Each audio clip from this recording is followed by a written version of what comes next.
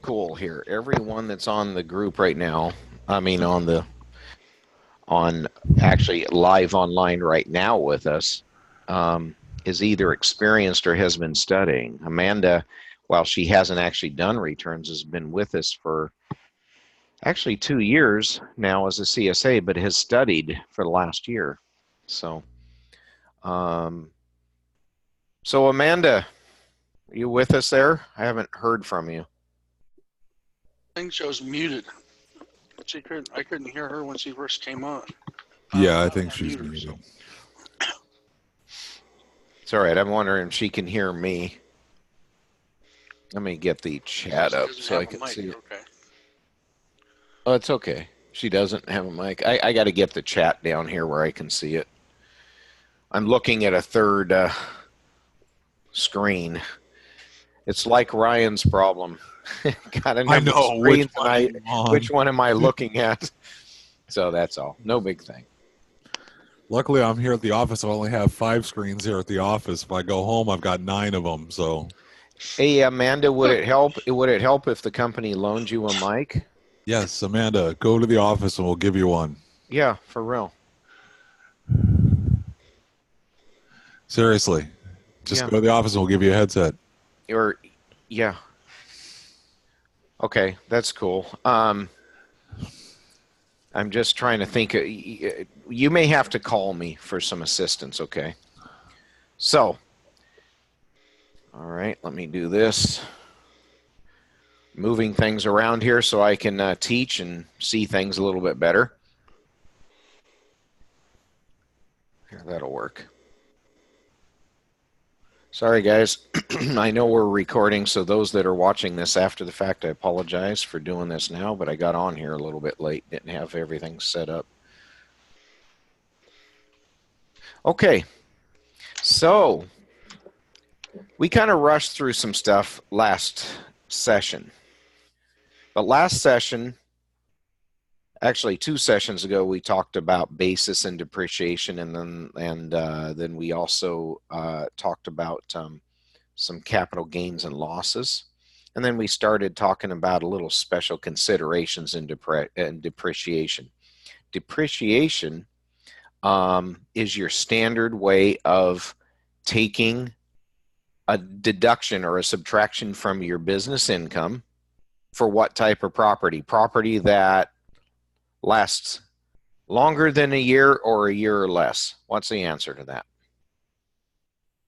Longer than a year.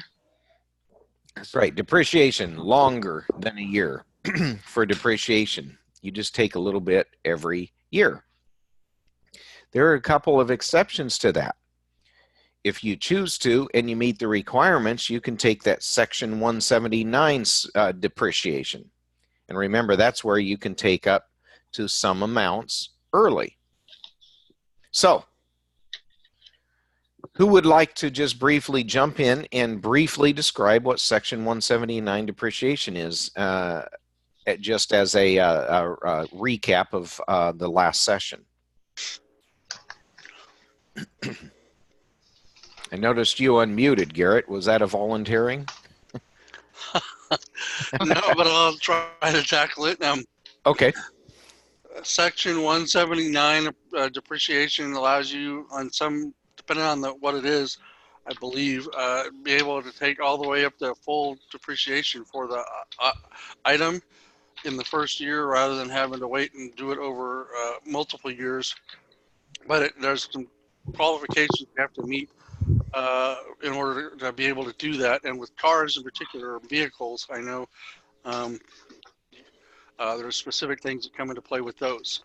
So I don't think you can take a fully depreciate like a new car, but you can do like about half of it, and then the rest of it you apply to makers to it afterwards. Or there's also a separate special depreciation you can apply. Yeah, which we have not discussed yet, so that's Right. a little different. So just to state again, in fact, maybe it would behoove me. I'm changing the screen here. I'm going to go back to just the Section 179 deduction just so we can see it. So everyone can see this, correct? Yep. Okay. Noemi? Yes. Yes. No, yeah, because I know yours got behind, so that's all. So, so section 179 just simply means that rather than taking regular depreciation, you can take kind of a speeded up depreciation, even more than you normally could under regular depreciation. As Garrett said, you're able to take it for certain eligible property, and you're able to take it for certain eligible property. I'm looking for the part that matters here. That Property must be qualified, acquired Yep. by purchase. Yep. And Sarah, used. there you go. Yep. These are the certain part requirements. It must be qualified property.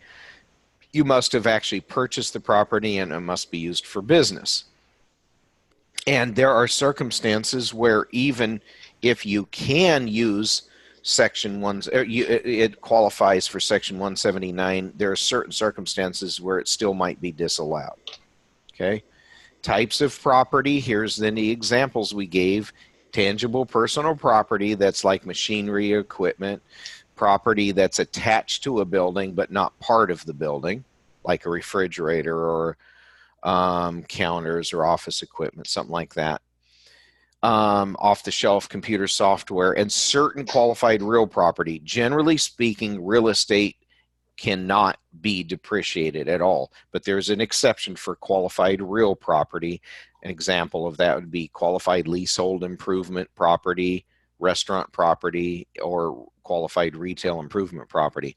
Look, for test purposes, don't worry about understanding what each of these mean. It's great if you do, but don't worry about understanding that. Just kind of memorize and be able to recognize these are exceptions when property can be Section 179. Qualified leasehold, well, note all of these are qualified. So leasehold improvement property, restaurant property, improvement property. So land and improvements to the land are not personal property and therefore cannot be Section 179.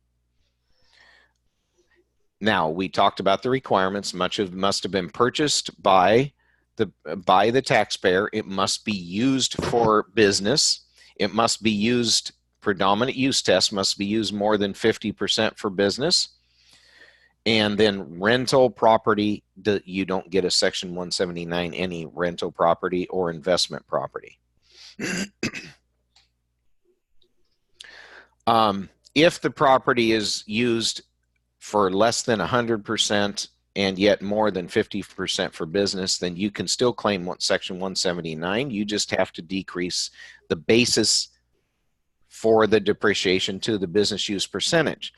Now, if you were just choosing not to do Section 179, aren't you still required to reduce it to the business use percentage, the basis that you depreciate? Yes. Yeah. So this isn't really a new rule for Section 179. It's just a reminder. You always have to, always. It's one of the rare times you can say always in dealing with tax law. It's one of the rare times where you can honestly say always you have to reduce your basis to the business use percentage before you depreciate. Then you figure out the depreciable amount, and then you can choose to take regular depreciation, or you can, if it qualifies, take Section 179. So we went through these examples. That's why I'm jumping past those. So Section 179 for each item is going to be limited. Okay, it's going to be limited first of all to the basis of each item. In other words, if something's worth $100, that's the absolute maximum you could ever depreciate. And if that's the maximum you can depreciate, that's the maximum Section 179 type of depreciation or speeded up depreciation you could take. It's also limited to the business use percentage, which we just talked about. So if it's $1,000 and the item is $1,000, your adjusted basis is limited to that. It's also further limited if your business use percentage in my example here is 90%. The maximum you could depreciate is $900. So There's also a couple, so that's how much it's limited to, and it's limited to the basis and the business percentage. Then you got to apply two other limits to Section 179. We covered this last session, but I wanted just to repeat it. First of all, you cannot take Section 179 deduction for anything that's more than your business income. If you have a potential Section 179 deduction of $50,000, but your income is only, business income is only $20,000, what's the maximum that you can take? 20. $20,000. That's exactly right. There's also a dollar limit, and the dollar limit is $1 million. What does that mean? That means if you're buying a huge item, let's say the Section 1, let's say you buy something for $1 million. That's the absolute maximum that if it meets Section 179 that you could use as Section 179 deduction. That's the maximum. So if you buy something for more than $1 million, you're not going to be able to take anything more than the $1 million. In fact, if it gets really expensive and goes over $2.5 million, what you're buying and placing into service, you have to start decreasing the amount of the dollar limit. So I want to just go over this because it was a little confusing last time. Let's say you buy something for $2,550,000. Okay, what's the limit? $2.5 million. That's the upper limit of what you can be putting into service without there being an effect on what you can claim. So $2,550,000 minus the amount, the maximum amount they allow, $2,500,000, gives you $50,000 that you're over. So you have to start decreasing the dollar limit by every dollar that you go over $2.5 million, $2,500,000. So there's different ways to look at it, but let me say it in both ways. First way is you have to decrease the dollar limit, dollar for dollar, for each dollar that you go over $2.5 million. Okay? And the other way to look at it is you can take up to $1 million in Section 179 depreciation as long as what you're putting into service is not more than $2.5 million. If it goes over that, then you have to start doing a deduction from your limit. So let's say you have, let's just use a simple example here. You have a dollar limit of, you placed into service something that is worth $2,550,000. What do we have to subtract out of that? What's that maximum limit that's allowed without any deduction? 2,500,000. That's right, 2,500,000. 2 million. That's okay. That's okay. So 2,550,000 minus 2,500,000 means we're $50,000 over that maximum mark. Okay. That means we have to take the dollar limit that would normally apply, $1 million, and we have to subtract it, the amount that it's over, by that amount. So $1 million minus $50,000 leaves us with $900. Yes, thank you. $950,000. So now that's your new dollar limit. Okay? Yes. So what are the numbers we need to remember for Section 179? We need to remember that it cannot be more than your business income amount, and that when you take it, the maximum amount that you can actually take in any single year is $1 million. Okay? That's the first actual number you need to remember. Then you need to remember if what you're placing in service goes over $2.5 million, you've got to decrease that dollar limit, that $1 million, dollar for dollar, for every dollar that goes over $2.5 million. Is that making sense? Because that can be kind of confusing. I just want to give you a chance to discuss that before I stop recapping this. Okay. Can I throw out another example that confuses me? Sure, Sheila. I'm Exxon mobile, and I bought a new oil tanker for $3 million. Uh-huh. So since it's over $2,500,000 by $500,000, that would decrease the dollar limit by $500,000. That's correct. So you'd only have 1 million minus the 500,000 it's over. It leaves you only with 500,000 that you could deduct. Got it. Yeah. So where would that phase out? In other words, what's the absolute maximum that you could place in service well, what's the dollar point here where you would place something in service and could not use any Section 179 because of the dollar limit? 3,500,000. That's right. 3,500,000 minus 2,500,000 leaves you with $1 million. So you take the dollar limit, 1 million, minus the 1 million you're over, you're left with 0. Is that registering? Yeah. So if your investment, what you're putting into service, what you've purchased is cost that much or more, you can't use the 179 deduction. That's right. That's right. So why are they doing that? They're just basically getting to the point where they're saying, okay, there's a point where we're going to make you use regular depreciation if the amount is too high. But it's important to remember these key amounts. $1 million is your absolute maximum per year. And then $2.5 million is the amount, the amount where they start phasing out the $1 million.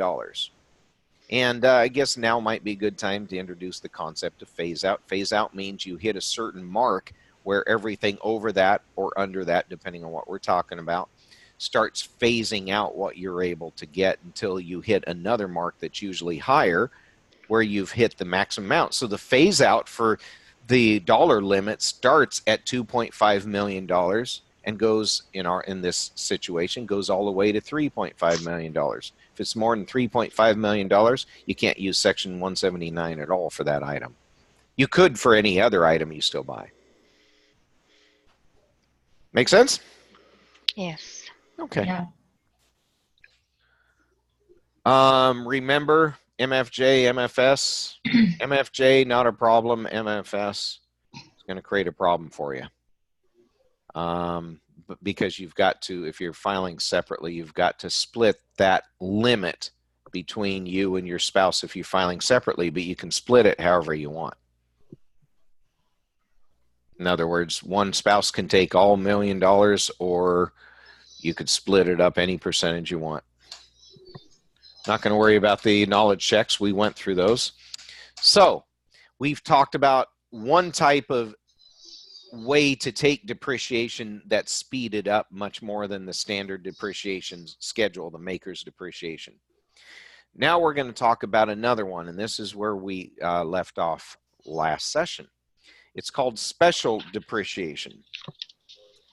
Special depreciation, also bonus depreciation it's called, is a deduction that taxpayers can take. It's a deduction. Let me start again. It's a deduction taxpayers apply before calculating the regular maker's depreciation. Well, that's no different than Section 179. Section 179, you apply before you apply regular depreciation. Same thing with bonus depreciation. So what assets qualify? Well, new property that you acquired before September 28th, 2017 and placed in service by the end of 2017, that's allowed a 50% depreciation allowance. So basically September 28, 17 to the end of that year. I am actually wondering if this got updated. Remember, some of these slides are outdated. So just keep in mind the concept, though. In 2017, September 28th and the end of the year of 2017, you got 50% depreciation. New or certain used property acquired and placed in service after September 2017 and I'm realizing I said that wrong. Let me start again, and I Mm. apologize. Well, it's because I'm sitting here thinking on my feet a little bit, wondering how much of this has changed due to some of the tax laws, and I think I haven't checked it up, but I'm pretty sure it's still accurate. Anything before that you purchased before September 28th of 2017, okay? You had to purchase it before September 28, 2017, but put it in service sometime in 2017. Remember, when you buy something, that's not necessarily when you place it in service. It's when you actually make it available for use in your business. So you buy something, say September 1 of 2017, and you put it in service December 1st, 2017, that's going to qualify for 50% depreciation allowance. But any new or certain used property that you purchase on or after September 28, 2017 and put in service at any point after that, that's going to qualify as for 100% depreciation allowance. So in terms of this actual applying to the real world, what you're saying is September 28th of the tax year we're looking at is when it has to be acquired by and put in service before the end of the year. Because 2017 really wouldn't apply any longer at this point. No, it actually does. Well, the reason it does is I get you, but let's say somebody didn't get their tax return done on time for 2017. Are Okay. you likely to run into this? No. So realistically, here's the thing. If you're doing a 2017 return, you've got to pay very close attention to this. You Okay. had to have purchased it before September 28, 2017 and put it in service before the end of the year. That's the 50%. Anything after September 28th, whether it was in 2017 or 2018 or 2019 and so on, is going to get 100% depreciation. Okay. Does that That's what I just clarify? wanted to clarify. I wasn't sure if those dates were because that's when this was put out or that's the date it's actually effective. So that's thank you. No, right. I got you, and I agree. So here's the point. 50% for things that are placed in service, basically that you purchased before September 28, 2017 and placed in service after.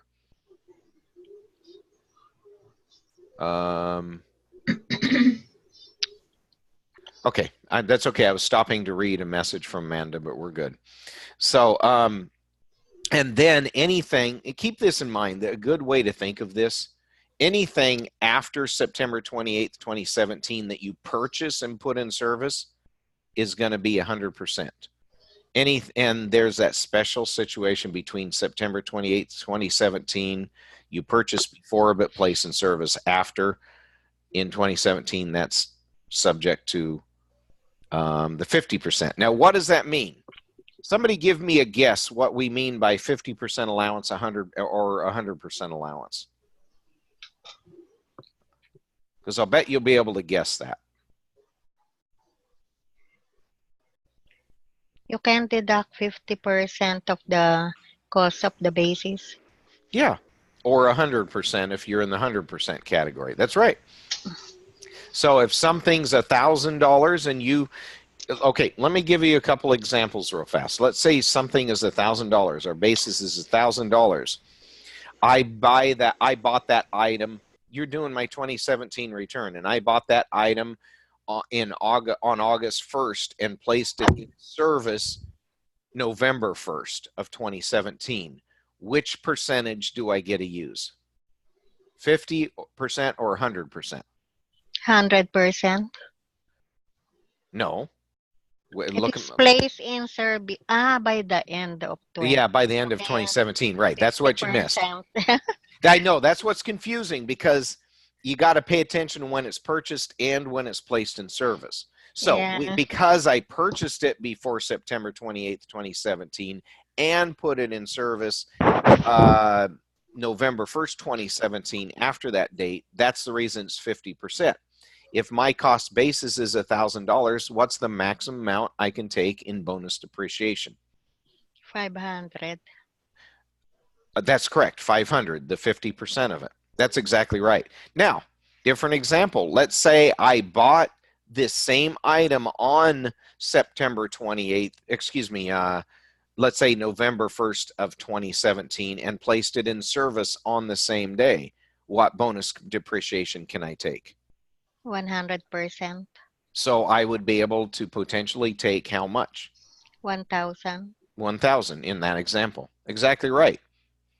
And thank you, Amanda. I saw all your answers and they're 100% correct. Okay, so okay. What about a dollar limit on the amount? What if you purchase a $3.5 million piece of equipment? Well, let's go into this a little We bit haven't more, got that okay? far into it yet, so yeah. I'm kind of introducing the special stuff. I also want you to notice something that's different they changed in 2017. It used to be new property only. It had to be brand new property. Now it must be new or certain used property. Okay, just wanted to point that out to you. Let me get back here. Okay, so special depreciation is not always an advantage for the taxpayer. Okay.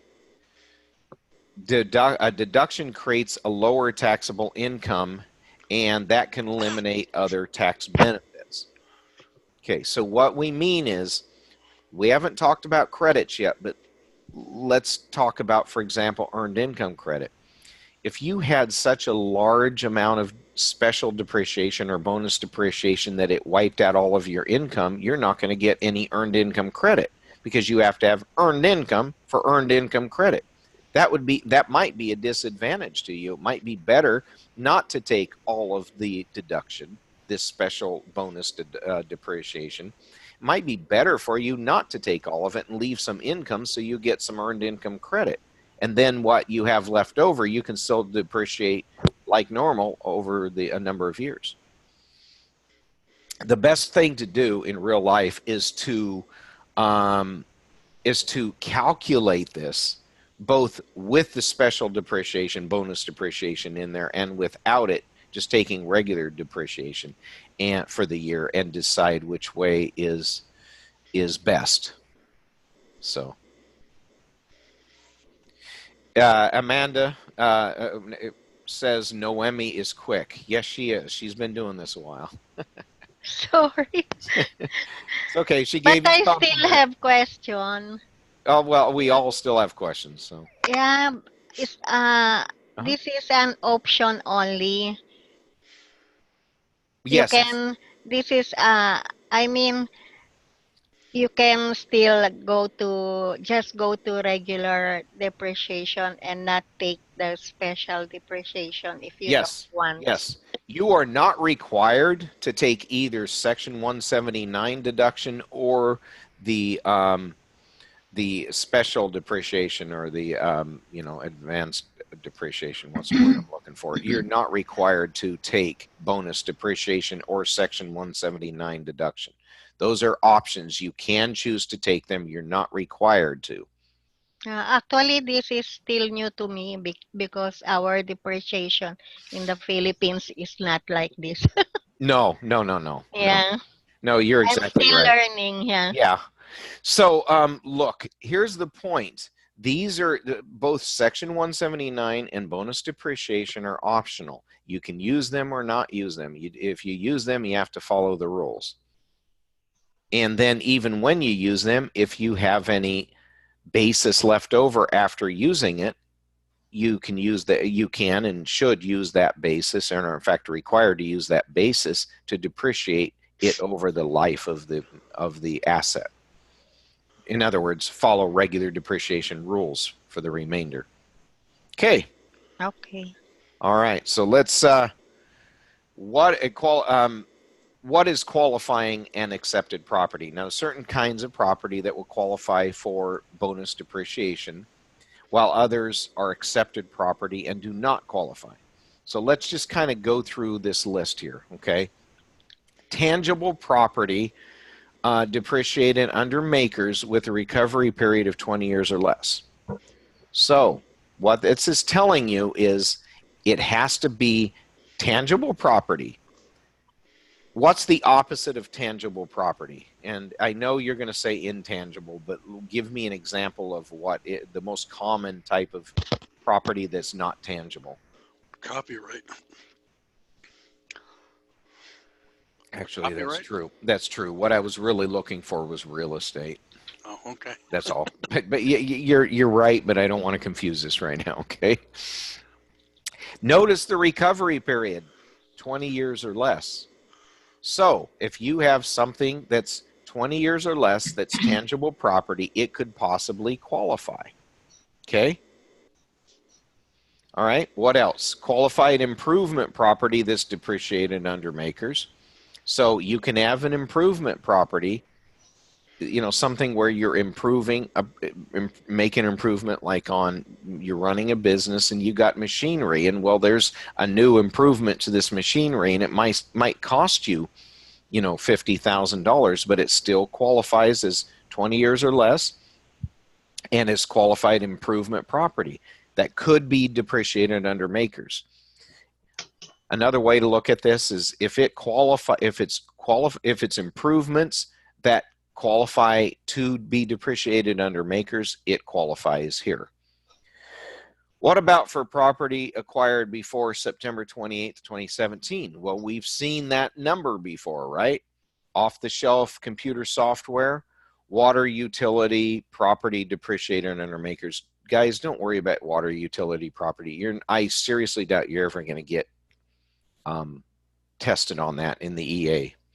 But do remember, off-the-shelf computer software does meet the qualifying property for special depreciation. What about for property acquired on or after September 28th? Well, that still includes computer software to cause a desired function. Don't worry about that. They're getting really technical there. If it's computer software that you're using in your business, then it'll qualify. Qualified film, television, or theatrical productions, that qualifies. So, qualifying property. What I really want you to remember is this. It's got to qualify otherwise for maker's depreciation of 20 years or less. Okay? If it's off-the-shelf computer software, it'll qualify. If it's film, television, live theatrical productions that meet the other requirements, it'll qualify. So these are all things that qualify for special depreciation. Let's look at the right-hand column to talk about what's accepted from it. What's accepted? Property that's placed in service and disposed of in the same year. So you buy a brand new computer for your business, but then you realize you really should have bought a different computer because it's what's really required to do your job. So you get rid of that first computer you bought. So you bought it and got rid of it in the same year. You can't use that for special depreciation. That kind of makes sense though, doesn't it? Because you just bought it and got rid of it. So they just simply don't allow you to use special depreciation for in that situation. Property that is converted from business use to personal use in the same year it's acquired. Well, this is the same thing. Let's say you bought that computer. It was the wrong type of computer for your business. So you just decided, you know what, I love the computer. I'm just going to take it home and use it. It's the same thing. You didn't sell it in that case. You just brought it home. You're not going to be allowed to use it. Look at the third accepted property. Property required to be depreciated under the alternative depreciation system. Well, the alternative depreciation system, an example that would be listed property used for 50% or less. Okay.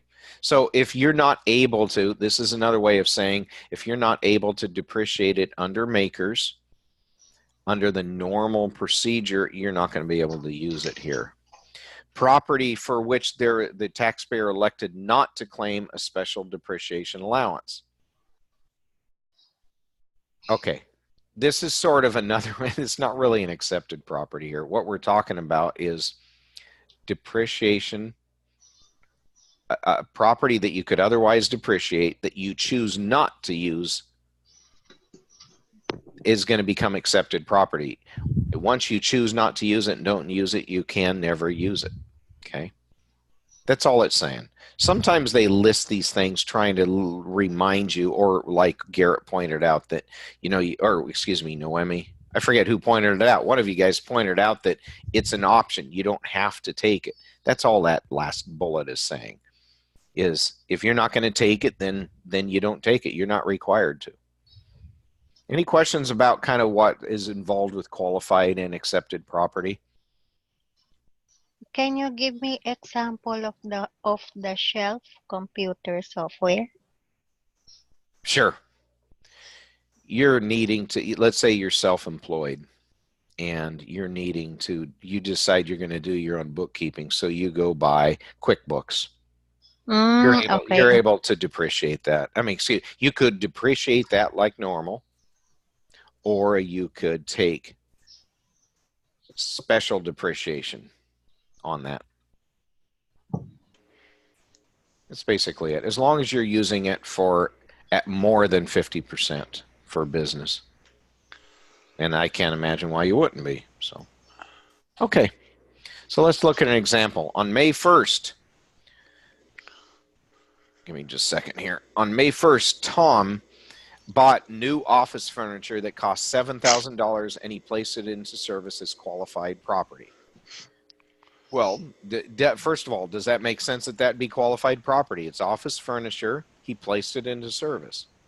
He does not elect to claim a Section 179 deduction. So first of all, could he have claimed Section 179 if he chose to on that property? Yes. Yeah. Yeah, and why is that? He meets the requirements, right? He meets the requirements that he purchased it. He, of course, we're assuming that he met the requirement that he had more business income. Remember the limits we got to deal with? It's got to be limited to the amount of income that you got from the business. We're assuming he met that requirement. And it has to be under $1 million. Well, he met that requirement. And then now, so we know what his cost basis is. Okay? So he could have potentially claimed Section 179 deduction, but he chose not to. But he would like to claim special depreciation allowance of 50%. So he wants to take half of it as special depreciation allowance. So because his cost is $7,000, that's his basis, his special depreciation is how much? 3,500. That's right. It's 3,500, which is 50% 50%. the basis. So what does Tom do with the rest of the 3,500? The other 50% he did not take. Regular. I'm sorry, somebody else was speaking too.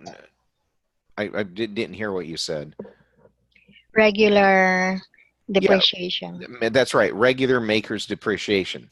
And that's what you do with what's left over. Good job. Okay. So special depreciation allowance is only allowed for the tax year the asset is first placed in service. So you have a choice when you're first purchasing an item and then placing it in service for business. You have a choice. You can take special depreciation, bonus depreciation now, and depreciate the rest over the regular maker's depreciation time period, or not. There is no in between. You can't decide, I don't want it this year, but I want to take the 50% next year. You can't. You can only use this bonus depreciation in the year. I said 50%. It could have been 100%. Remember that. In fact, that's mostly what you're going to run into now is the 100% bonus depreciation. Because we're a couple years into this. So if you choose not to use it in the first year for that item, you can never use bonus depreciation for that item because it's only good for the first year. If you choose to claim special depreciation, you have to fill out Form 4562. Okay? 4562. You do want to remember this form number.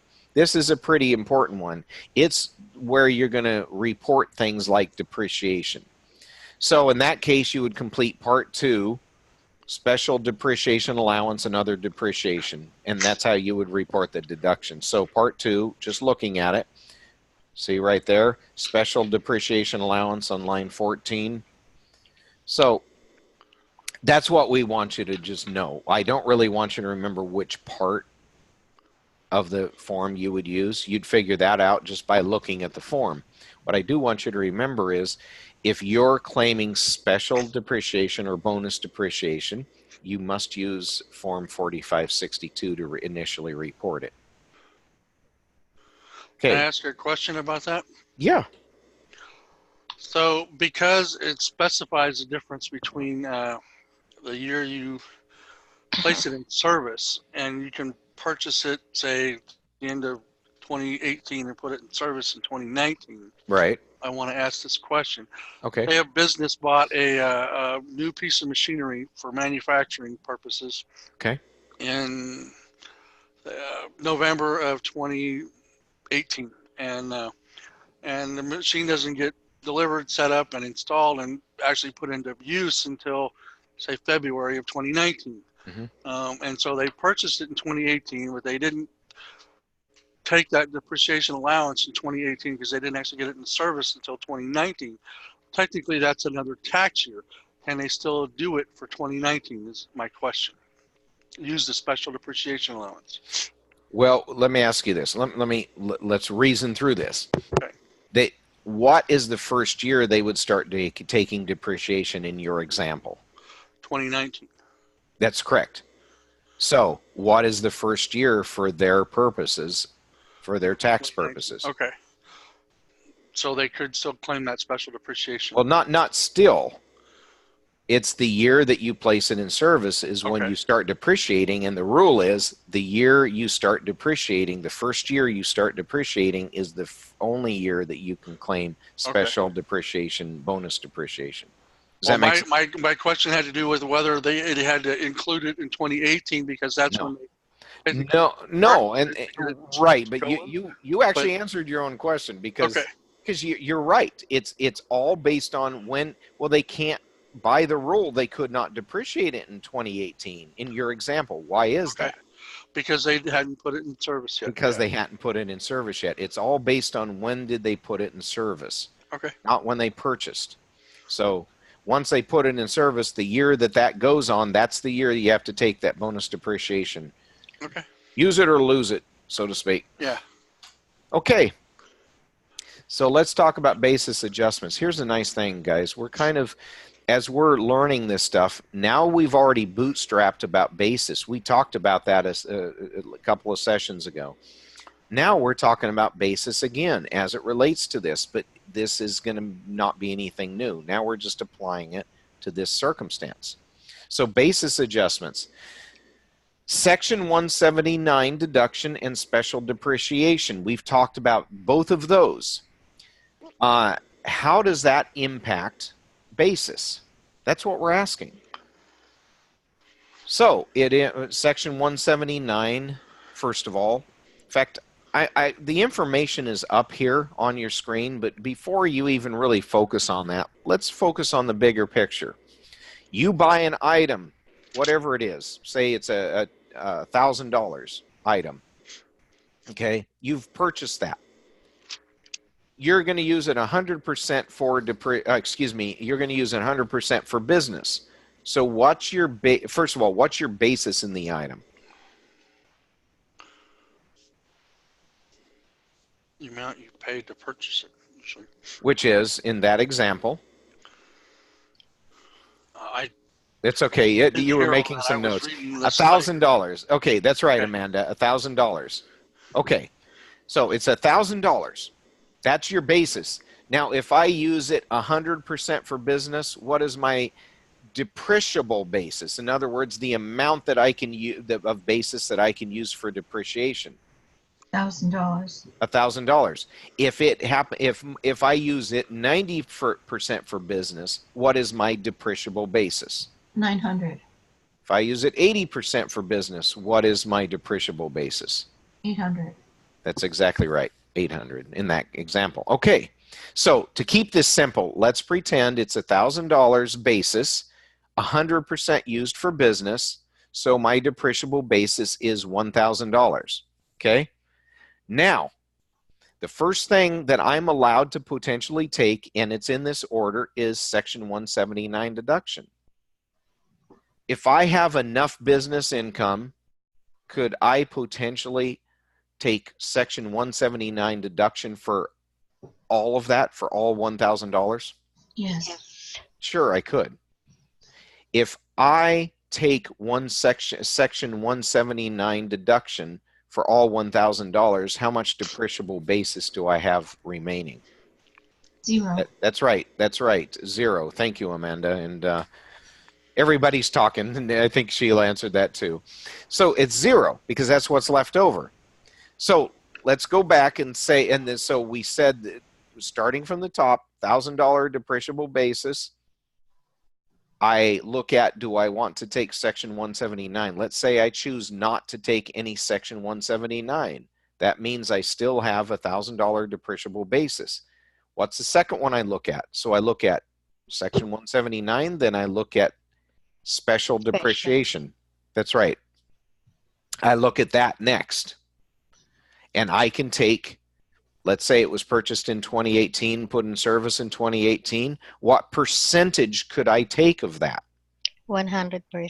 Potentially, I could take 100%. And if I take 100%, what's my depreciable basis after I take that? 1,000. That's right. No, wait a minute. I'm sorry. I heard two different answers. Let me re-ask the question because I think it got confusing. If I have $1,000 depreciable basis minus $0 for Section 179, and then I take 100% special depreciation, what is my depreciable basis after I take that? 0.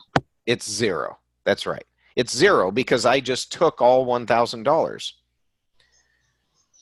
Now, that begs the question, why would they have both? It's because there are circumstances where property might not qualify for Section 179 deduction, but it could potentially qualify as an asset for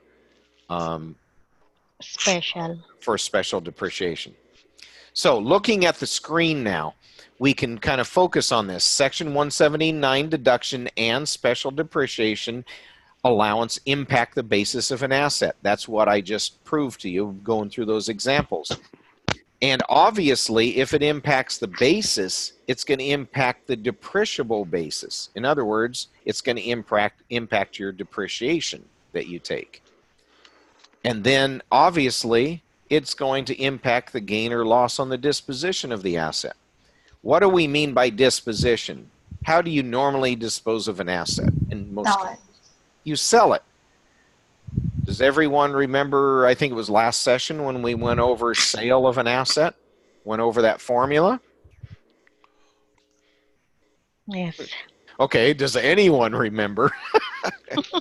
Okay. So, remember the sale of an asset. The sale price, or the sale price minus the cost of the sale leaves you with what? Hold on a second. Yeah, this minus sale expenses leaves you with what? Amount realized. Amount realized. And then amount realized minus what? Cost basis. Minus cost basis. So if your cost base, by the way, minus cost basis gives you the realized gain or loss. That's exactly right. So this is what we're talking about. Well, your cost basis is impacted by this. If you took Section 179 deduction for the entire cost of the item you bought, you have 0 cost basis. So you're going to have, when you go to dispose of the asset, you're going to have a complete gain. Aha. So let's do an example. And I want to keep using the simple numbers. You buy an item for $1,000.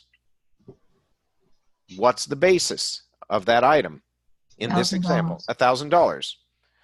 Now you take $1,000 basis and you use it 100% for business. What's my depreciable basis then? $1,000, right. What's the next thing I could take? I could potentially take what's first that I consider for depreciation?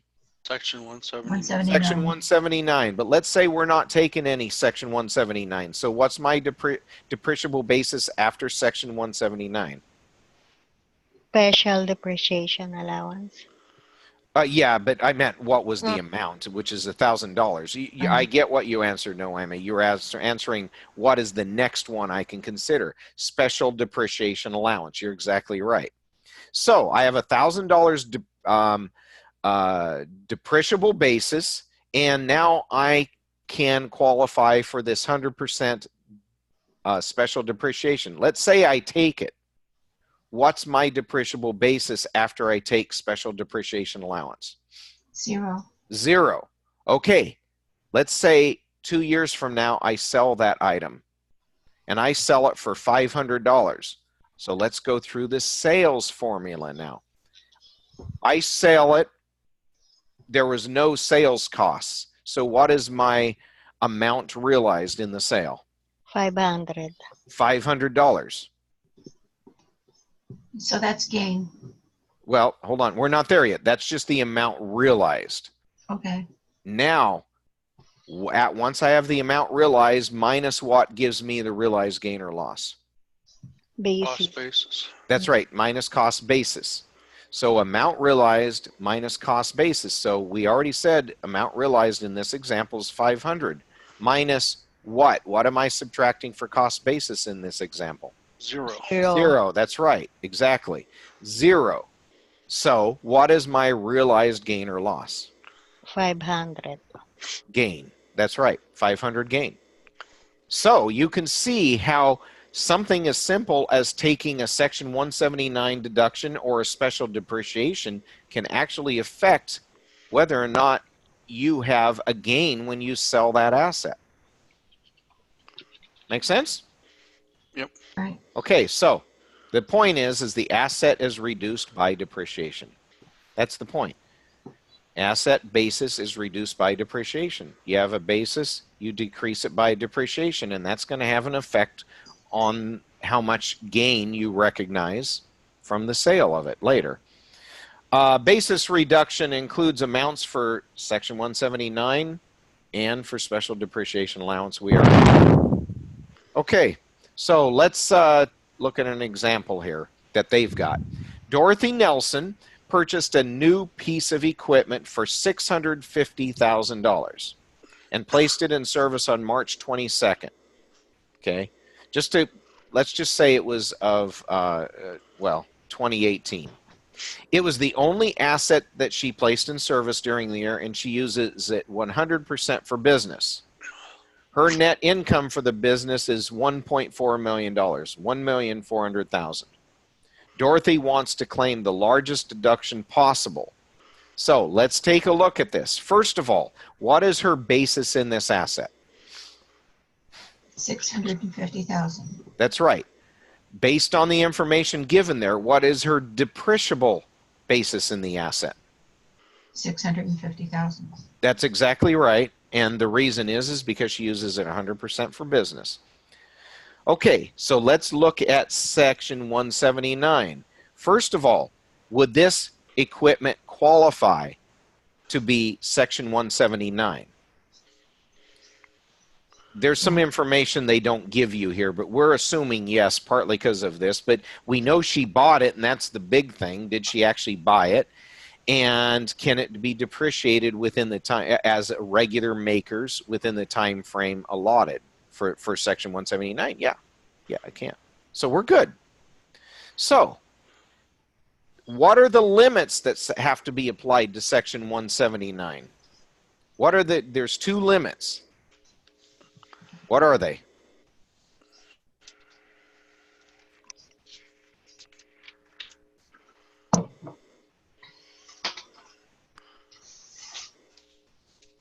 Dollar limit. Okay, that's one of them. What's the other limit that has to be applied?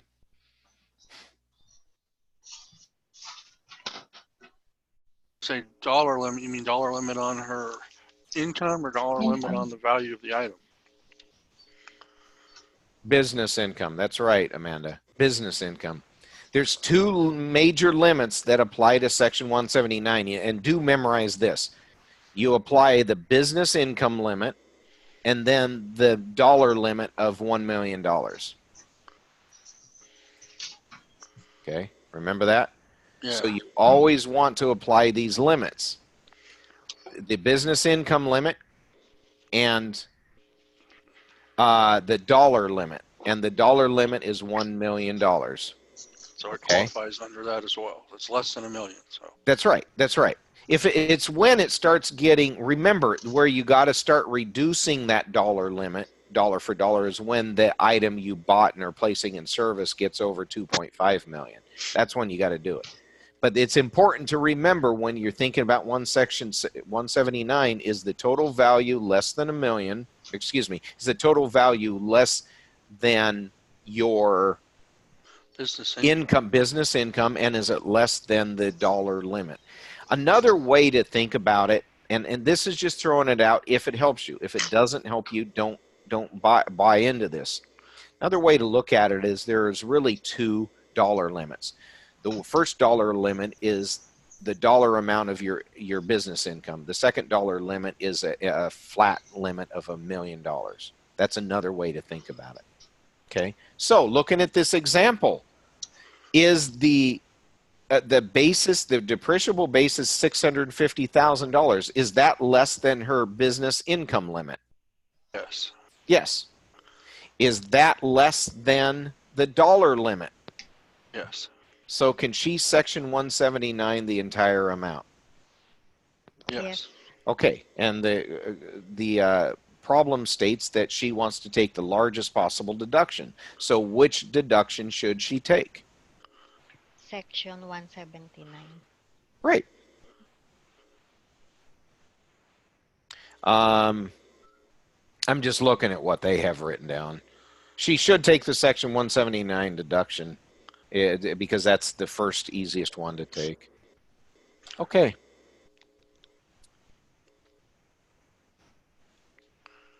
Let me look at what they have here. Oh, this isn't. Let me check something here, guys. My apology. Cost basis is not matching what they have there. Mm-mm. Guys, ignore that. That just doesn't match what they have on the other screen. My apology for that, so we're going to skip right over that. I really did look over all these screens ahead of time, but I did it when preparing for this class, and I am mixing and matching stuff a little bit to put this class together. So there are going to be some errors on it, and that was one. So my apology. So let's just do this knowledge check.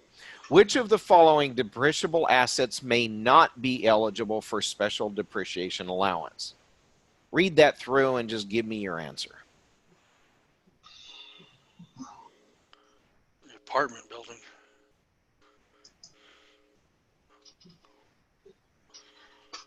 I'm waiting for some other people to answer too. Sure. And if you're typing it in, you don't have to, but if you're typing it in. Anybody else want to jump in? So far, I've gotten some different answers. Okay, here's the answer. It's apartment building. Okay. So why is it apartment building? That has to be depreciated over more than 20 years. Oh, That's why I right. picked that. And it's real estate. And it's real estate. Yeah, so for both in both situations, it does not qualify. Okay. So why are shrubs? I get why shrubs are confusing because you're thinking of shrubs as part of real estate. Yeah. You're not 100% wrong. There are actually circumstances where shrubs could be included, but generally speaking, shrubs can be moved around easily. So you could potentially take special depreciation on shrubs. And don't confuse the rules with Section 179 either. There's slightly different rules. Okay.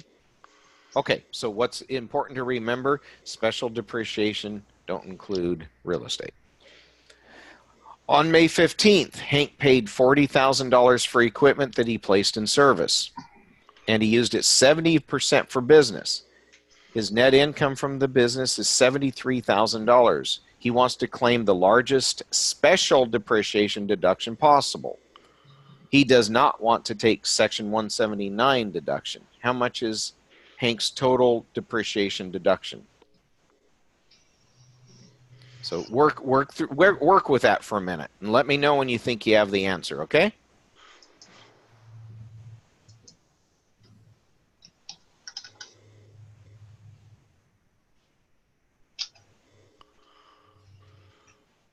Ah, 70%, right?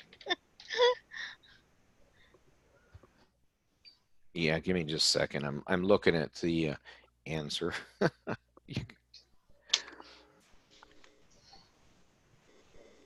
Amanda is right. Do me a favor. Will everyone type in their answer when they got it into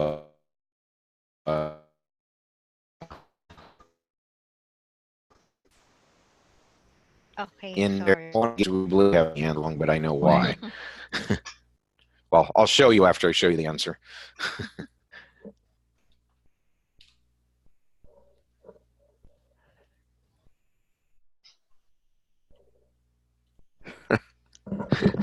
This is a okay. That's all right.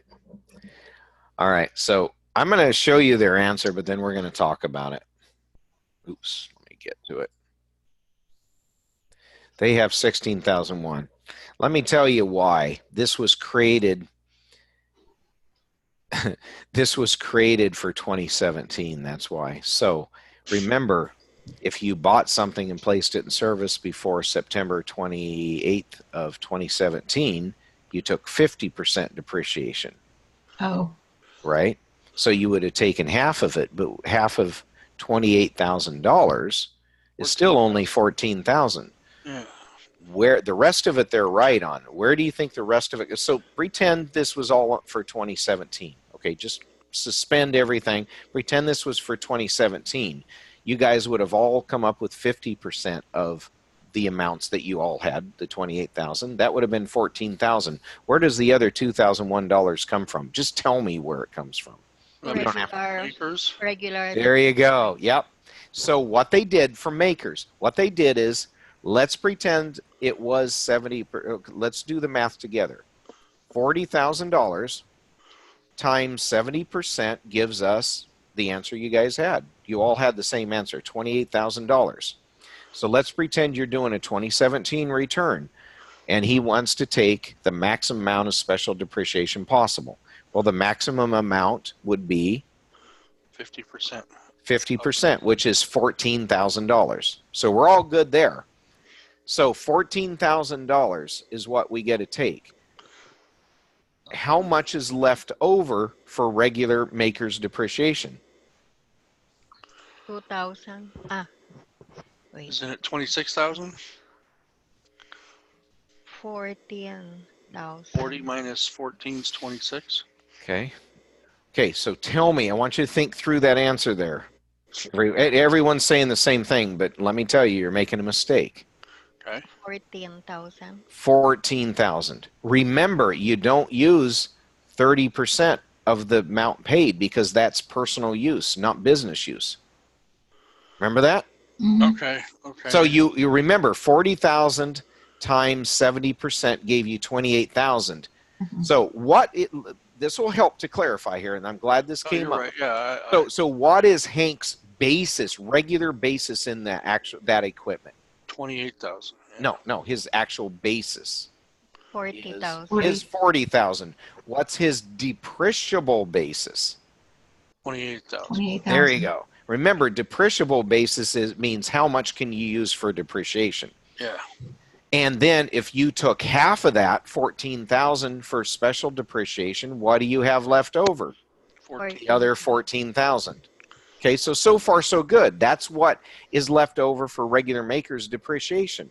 Now, what would you do? You'd go to the maker's table. You'd go to that table, remember, on how to calculate depreciation. I don't want you to take the time to do it right now. But if you were to go to those tables that I gave you, you'd use the first table to find out which of the other tables you're supposed to go to. And then you'd go and check up what percentage you're supposed to use for the first year. Well, it's a half-year convention. because of, remember all that, the half-year convention, the properties, the number of years you're supposed to depreciate this property. You'd take that other remaining 14,000, you'd apply that to the proper table, and you'd come up with 14.29%. Yes. Okay, I'm just letting you know what it is. So 14.29%. So 0.1429 times 14,000 gives us what? 2001. 2,060 cents or 2,000. Right, which rounds to $2,001. If you add that to $14,000 that we already had, what does that give us? The answer they have, yeah. 16,001. 16,001. So their answer is technically wrong, but the reason it's technically wrong is because they're assuming 2017 for this example. Okay. So I'm going to do something. I'm going to see if I can actually change it while we're here, just for the future.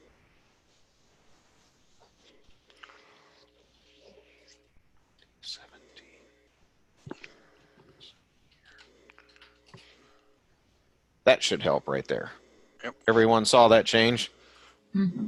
Oops. Yep. And I didn't mean to go there, so let me just get this saved here. Okay, so sorry about the confusion. That happens when I'm doing things the way I'm doing them. But that's how they get the answer. Okay. But believe me, it would have been, your answer that you guys came up with was actually right for the information you had. Okay? All right. So let's talk about listed property. Listed property is an important concept. What really is listed property? Listed property is important because it's subject to special rules for depreciation purposes, and it includes these things. And by the way, this, Garrett, is what you were kind of talking about that I said, hold on, you're right, but we're not quite there yet. Passenger automobiles weighing 6,000 pounds or less. So your standard vehicle, for the most part, your standard car. Other property used for transportation unless it is an accepted vehicle, meaning it qualifies, but there's a special exception that gets it disqualified. Property used for entertainment and recreation or amusement. So when I remember this, the way I remember this as part of listed property is just think in terms of entertainment. Anything that's recreation or amusement is part of entertainment in my way of thinking. Computers and peripheral equipment.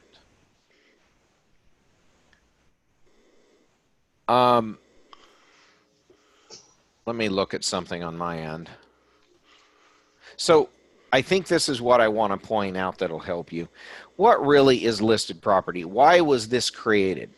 Let me tell you why. The IRS knows that some property could easily be bought and you could be claiming to be using it for business, but it is easily used for personal purposes. So you could be claiming 100% business use when really you're using it very little for business. For example, your personal car would be an example of a passenger automobile with 6,000 pounds or less. Any property used for transportation, that except an accepted vehicle. Property used for entertainment, what would be a good example there? Television. Television. You could genuinely buy a television for an office that you have, and you're using it 100% for business because it's in the waiting room for your clients. You're not personally using it. But could you easily buy a television and claim it was for business use when you're really using it for personal? Yes. Sure. Computers and related peripheral equipment. That's one of the biggies.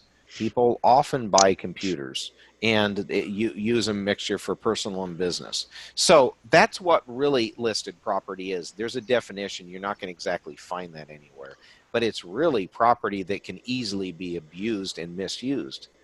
So if it's listed property, it has some special rules.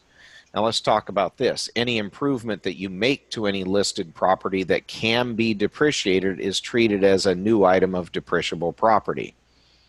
The recovery period and the method of depreciation that apply to the listed property as a whole will apply to the improvement. So let me give you a real simple example. Let's say you have a rental house. That's not really listed property. Hold on. Mm-mm. Yeah, bad example.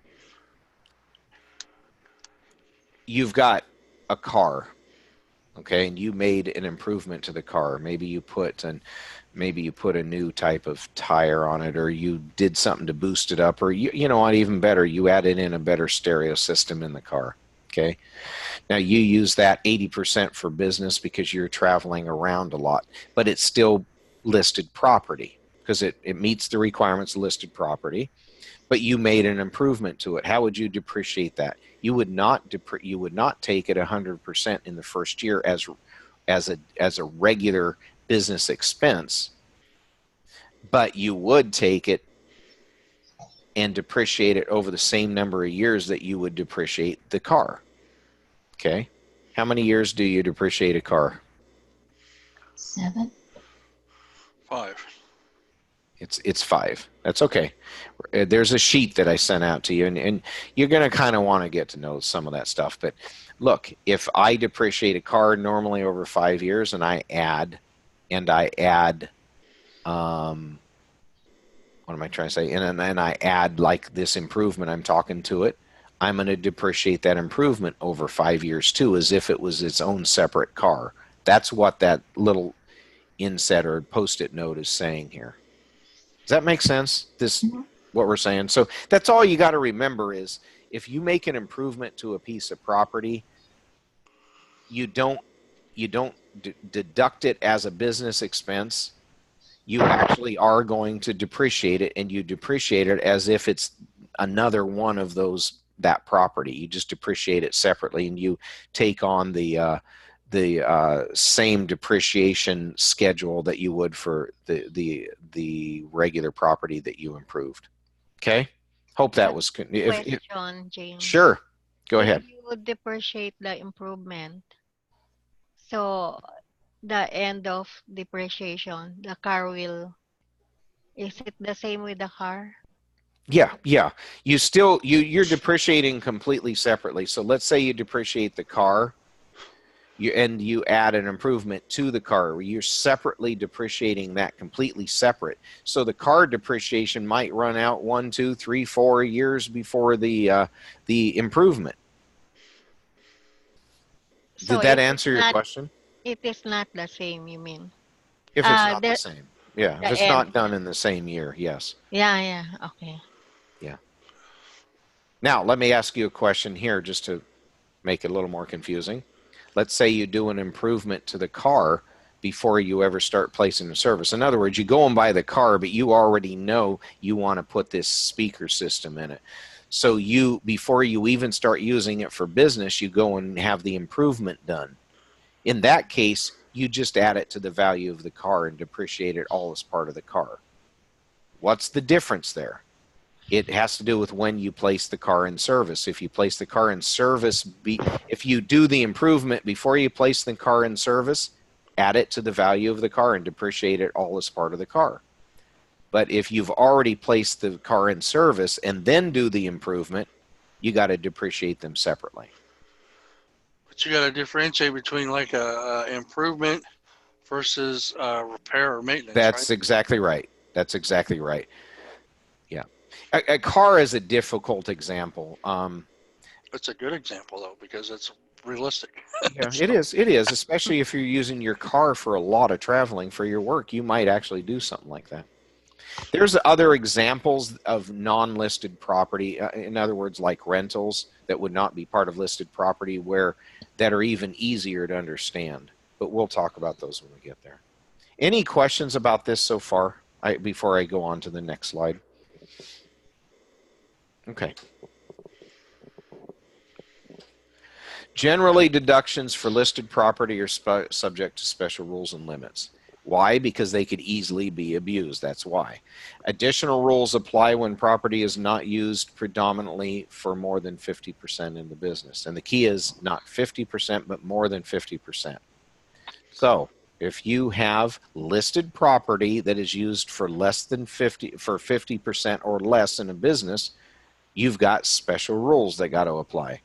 If this happens during the year, it's placed into service that you're using the property for 50% or less, the property is not going to qualify for Section 179 deduction, and it's not going to qualify for special depreciation allowance. Okay? So it's not going to qualify for those. If that's the year you place it in service, you're using it, I'm going to say less than 50%. It's really 50% or less. In the year you first get the property and place it in service, if it's 50% or below, you cannot take Section 179 or special depreciation allowance.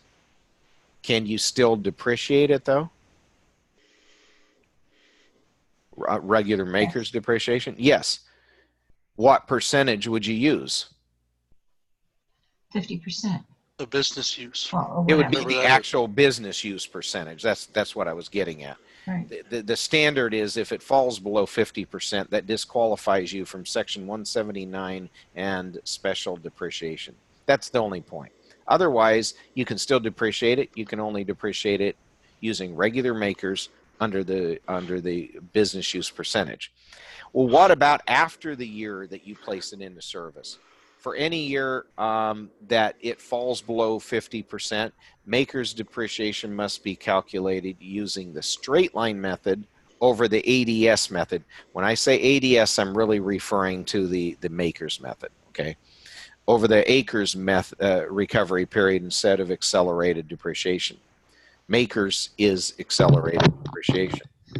So what we're saying is if listed property falls below the 50% mark for any year after you first place it in service, you have to start using the straight line method under the ADS recovery period. I know that's confusing, but remember I told you before when teaching you acres that it's really part of ADS system, the alternative depreciation system. So you just basically are going to use the straight line method. What is the straight line method? Does anybody remember what that is? That's just like if you got $1,000 car over 5 years, you $200 a year. That's right. You take it an equal amount each year over the period of time. That's exactly right. So if you happen to fall, if you're using your car in the first year you're over 50% use, you cannot use Section 179 or special depreciation allowance in the first year. But you can still use the regular maker's part of ADS to claim your depreciation. But let's say in year 2 you fall below 50% use. Well, if that happens, you just have to jump over to straight line method. Okay? So far, so good, guys? Mm-hmm. Okay. Let's use an example here. Ian bought a video recording equipment for $1,700 that he placed in service on September 18, and he uses it 30% for business. So first of all, is this listed property? Is that video recording equipment listed property? Yes or no? Yes. SME? So, I'm sorry, Amanda. I read SME in there, and I don't know what that meant. Maybe. Probably. She says me either. She meant yes. Anyway, so yes, it is listed property. What's Ian's basis in that property? What's his regular basis in the property? 1,700. That's right, 1,700. What's his business, what's his depreciable basis in the property?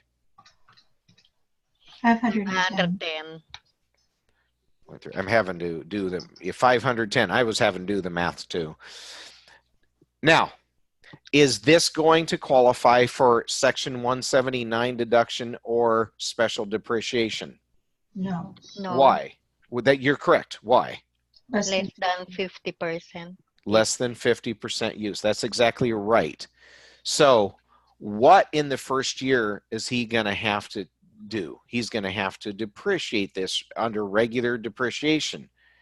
Can he use maker's depreciation or does he have to use straight line?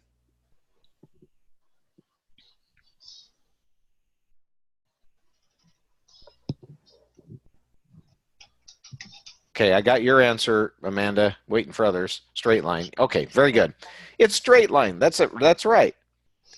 So, does anybody know what the recovery period would be for video recording equipment?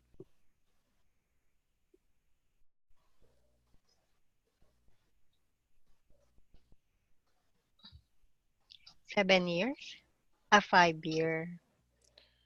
Yeah. What's the percentage that he would have to take? Scratch that. I don't know that they're right about that. I would have to check that table to see if they're on the right table. Okay, so forget that question. What I want you to know is you would do straight line over the period of recovery period. I'm pretty sure it would be 7 years, in which case. Yeah, 14.29. Yeah, and I didn't have it in front of me for that one, and I couldn't remember. So, yeah, so you would take it. What they have on there is, I do not think is right. They say 10% year one percentage. I'm not certain that would be correct. I'd have to look. Oh, 5 year. no, 20. it would be. I know why. Because of when they place it in service. Remember what part of the year they placed it in service. So. September. Yeah. September. Yeah. So if you were to go to that table, you'd look at what part of the year they placed it in service, and you'd see how much you could take in the first year. Okay, so that's all. A little bit confusing, but that's why we're doing it. So depreciation for the computer, under using their example, $1,700 times 30% leaves us with 510 times 10% is $51.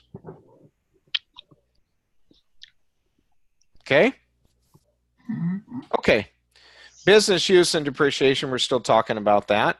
Excess depreciation must be recaptured, which means included in taxable income in the first year. The asset is no longer used predominantly for qualified business use. Amanda, I see a picture. For listed property that's used for more than one purpose, allocated among the different purposes to determine the business use percentage. So you might use it for personal use and then something else as well as your business. The use of the property in a non-business activity like an investment is not a qualified business use. And the taxpayer can include investment time as business use time to calculate the depreciation deduction. Okay. So, in other words, if you're using your computer for business, but you're also using them to do some stock trading, that's an investment. You're able to add the stock trading time in with the business time to calculate this.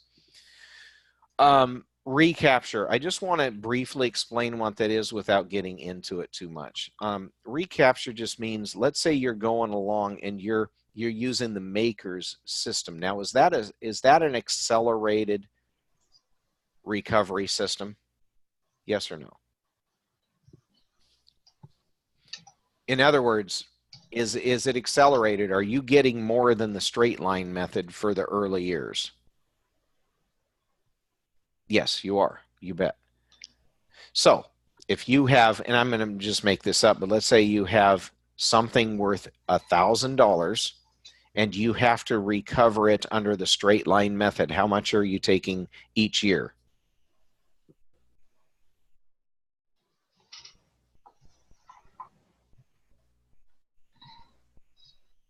Anyone can jump in there.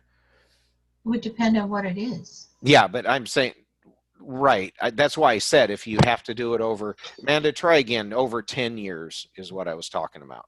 Mm-hmm. So if I have $1,000 over 10 years, straight line method is how much each year? I was giving you the numbers so I see. So you could guess it. So it would be 100 each year, right? That's straight line. But if I'm using the accelerated method, it's probably going to be somewhere around 14% the first year and around 20% the second year rather than just 10%. Does that make sense what I'm talking about? Yes. Yeah. So that's what I'm referring to. Let me think here.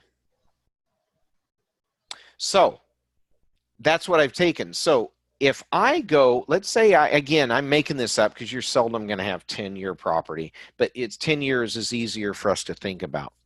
So let's say in 10-year property, I sell it at year 6. So I've taken, let's say, $1,000 here is my starting depreciable basis, and I've already taken $600 of it. But after 5 years, if I was using straight line, how much would I have taken?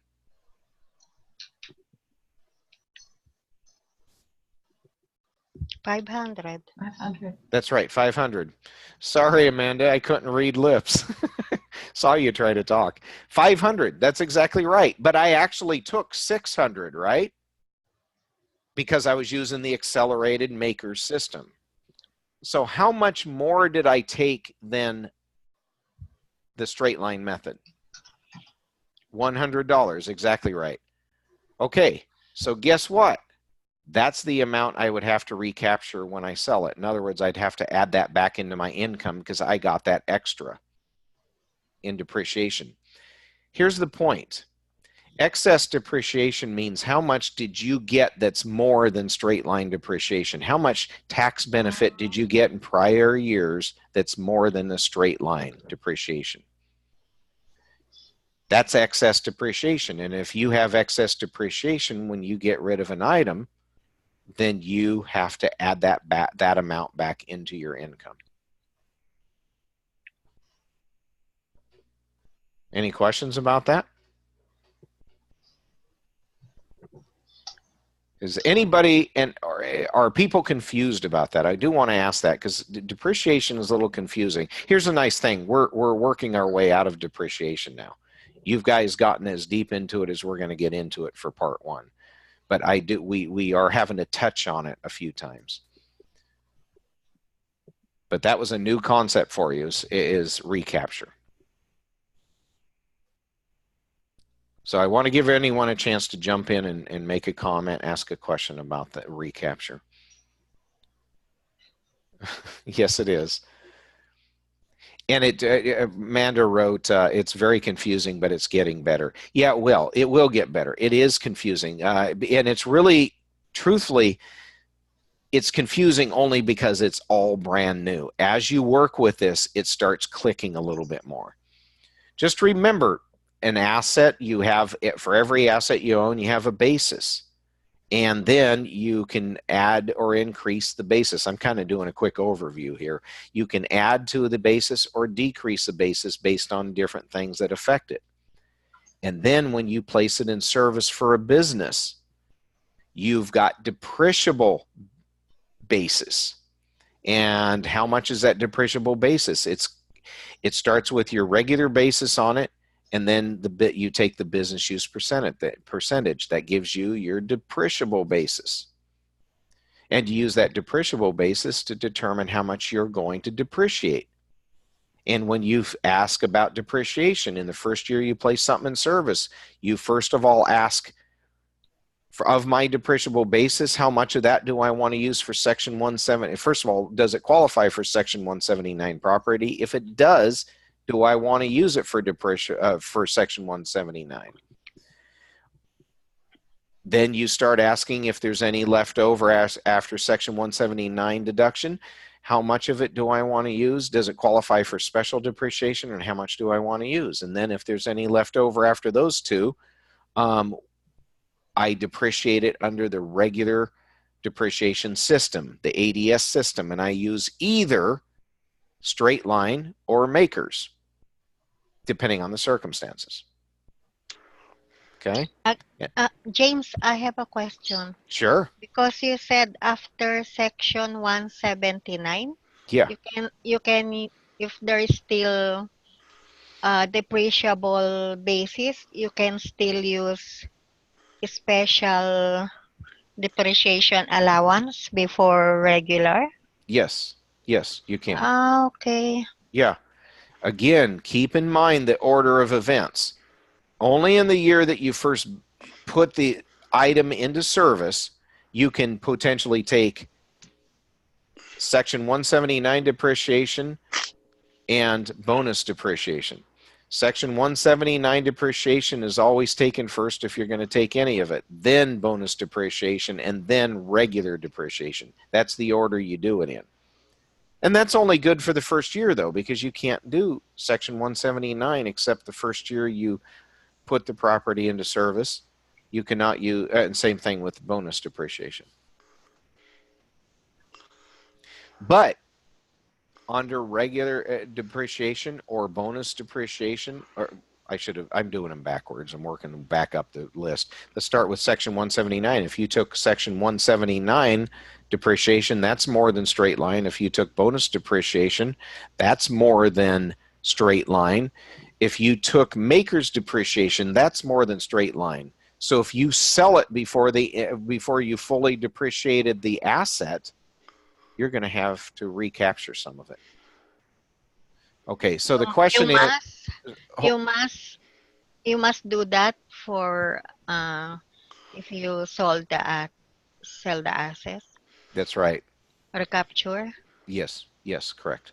Okay. So the question is so if you depreciate 100% under special depreciation, you have zero depreciable basis the next year, correct? Yes, that is correct.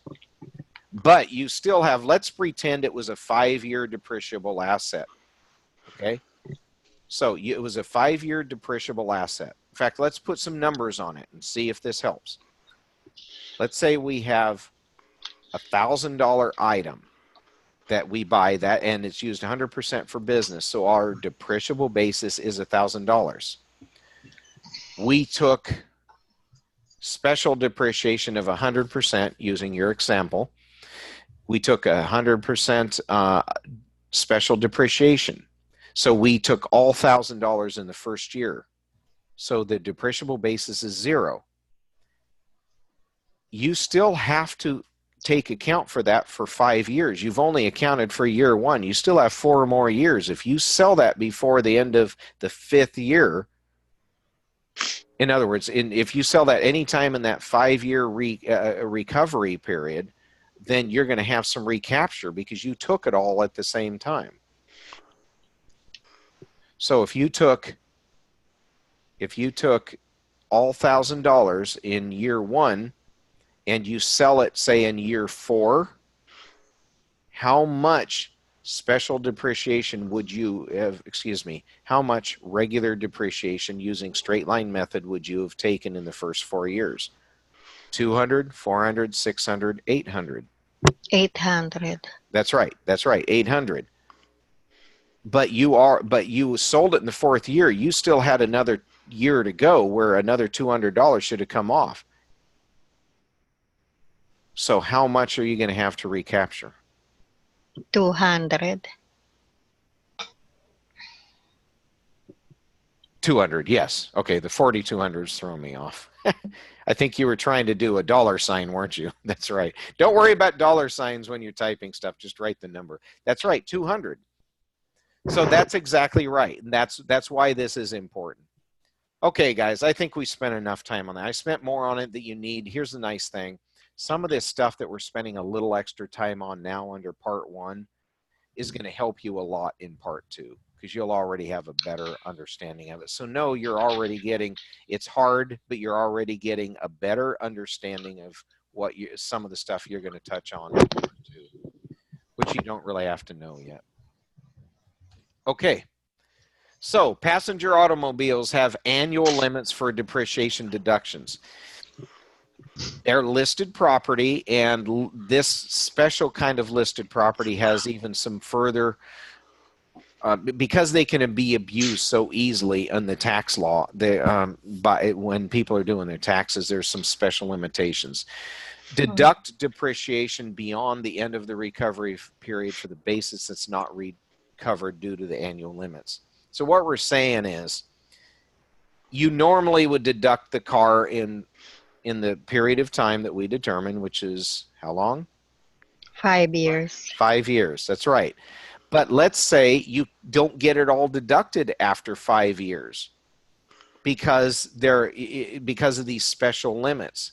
Well, they're saying continue the deduction continue the depreciation even after that until it's all used up. But only if it was limited because of these special rules. Okay. So let's do a little knowledge check here.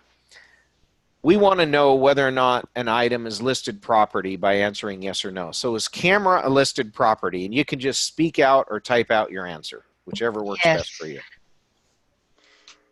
Yes. Yes. Oops, sorry, everything delivered at once here. So a copier, as you can see, is listed property or not listed property? No. Not. Why is it not listed property?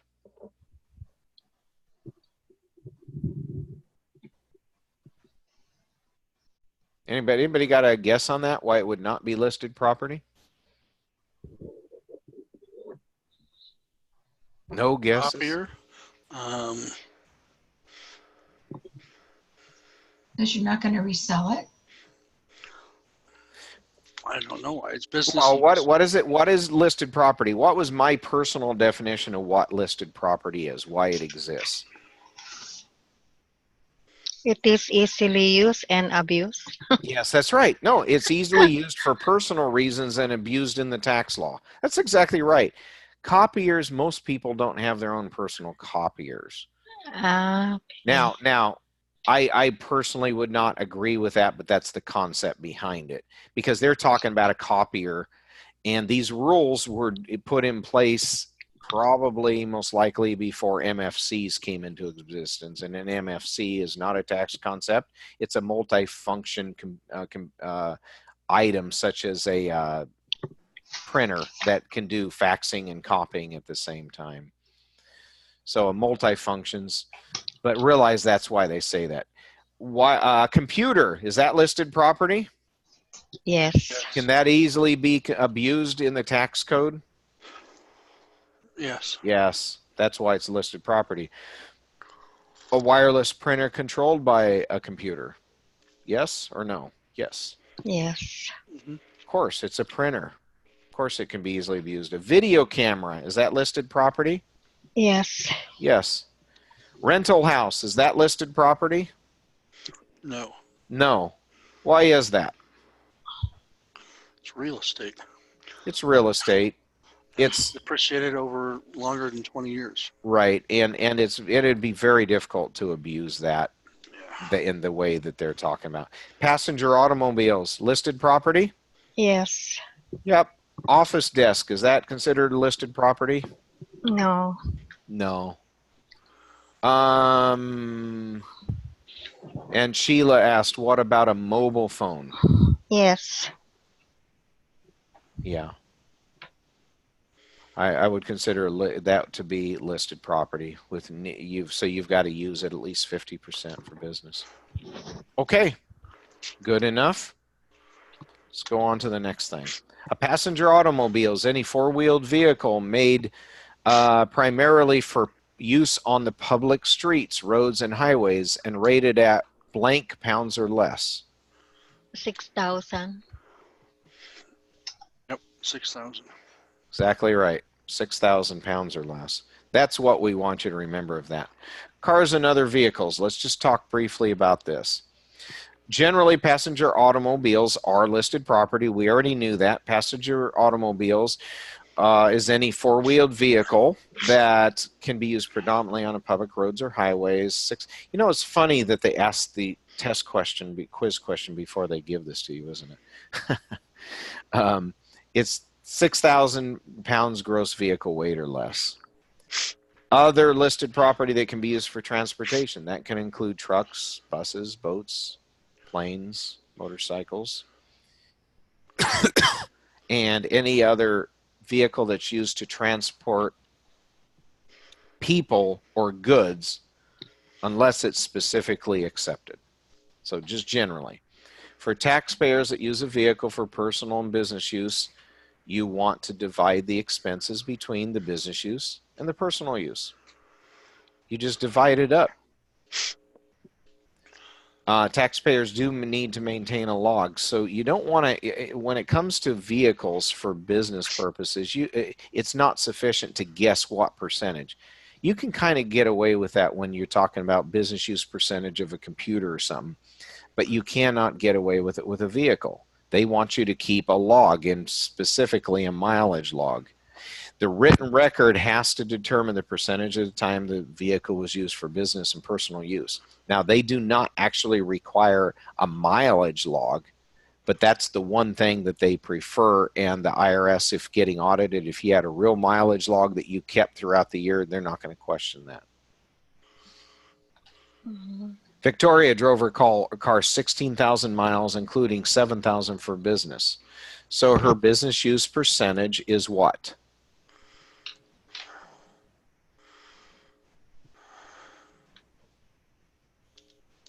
$43.75. That's right, 43.75. The calculation is actually right there for you, but I wanted you to see how it's calculated. You take the 7,000, you take the business miles and divide it by the total miles. That's why in real life, when you're doing a tax return, you have to know how many miles total were put on the car, how many of it were for business, how many of it were for commuting. You have to know all this stuff because it all gets added together and calculated for the business use. Okay. Do not include commuting miles in the business miles. Commuting miles don't count.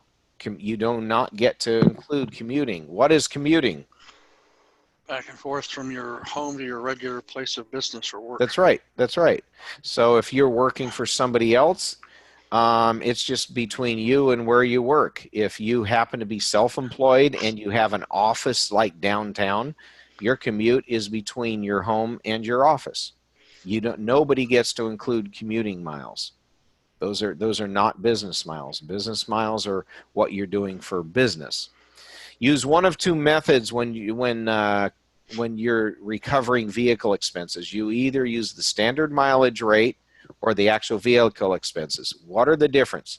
Actual vehicle expenses are like for fuel, oil changes, tire changes, fixes on the car, insurance that you pay on the car. Those are all part of actual expenses. If you're going to take actual expenses, you have to keep track of all that. But instead of actual expenses, you can choose to take the standard mileage rate, and that rate is a certain number of cents per mile. And you can take that, you can take that instead of the actual mileage rate. The only thing in that case that you have to do is keep an actual mileage log, so you can prove these were the number of business miles that you took. Now, if the taxpayer has records, the best thing to do is calculate both methods and determine which one gives the best tax savings. As a practical matter in real life, I would easily say 99% of the time, most people are going to benefit from taking the standard mileage rate. So if they're going to take standard mileage, what do they really need to have? Mileage log. Mileage log, yeah. Standard mileage rate for 2018 is 0.545 cents per mile, so 54.5 cents a mile. That's for 2018. You might want to memorize that just because if you happen to get a question, that way you wouldn't have to go looking or trying. I'm not even sure they would give it to you. They might or might not, but you might want to memorize that so you could calculate the mileage. You know, they said there's X number of miles. What is, and they kept a log. What is the amount that they could claim as a deduction for their car? So part of the rate counts as depreciation allowance.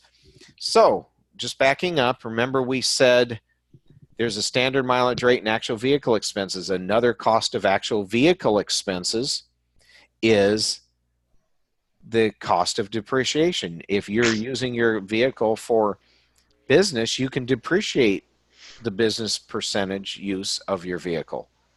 You can depreciate it, but if you're taking standard mileage, you don't take it because it's already calculated into it. And that's what that's saying here. Part of the rate counts towards depreciation. You cannot deduct actual expenses when using the standard mileage rate. So this is an all or nothing. You either use one or the other. Now, regardless whether you use standard mileage or actual expenses, you still get to claim your tolls and parking fees. So even if you're taking standard mileage rate, you still get to take tolls and parking fees. And tolls and parking fees are not prorated by business use percentage. Why do you think that is? There's a logical reason why they don't. Actual cost. Yeah, because if you're doing it for business, it's still a business cost. It has nothing to do with the fact that you only use your car 60% for 40% for personal, 60% for business. If you still had to go to downtown Portland and pay to park for business, it's still 100% for business. So that's why.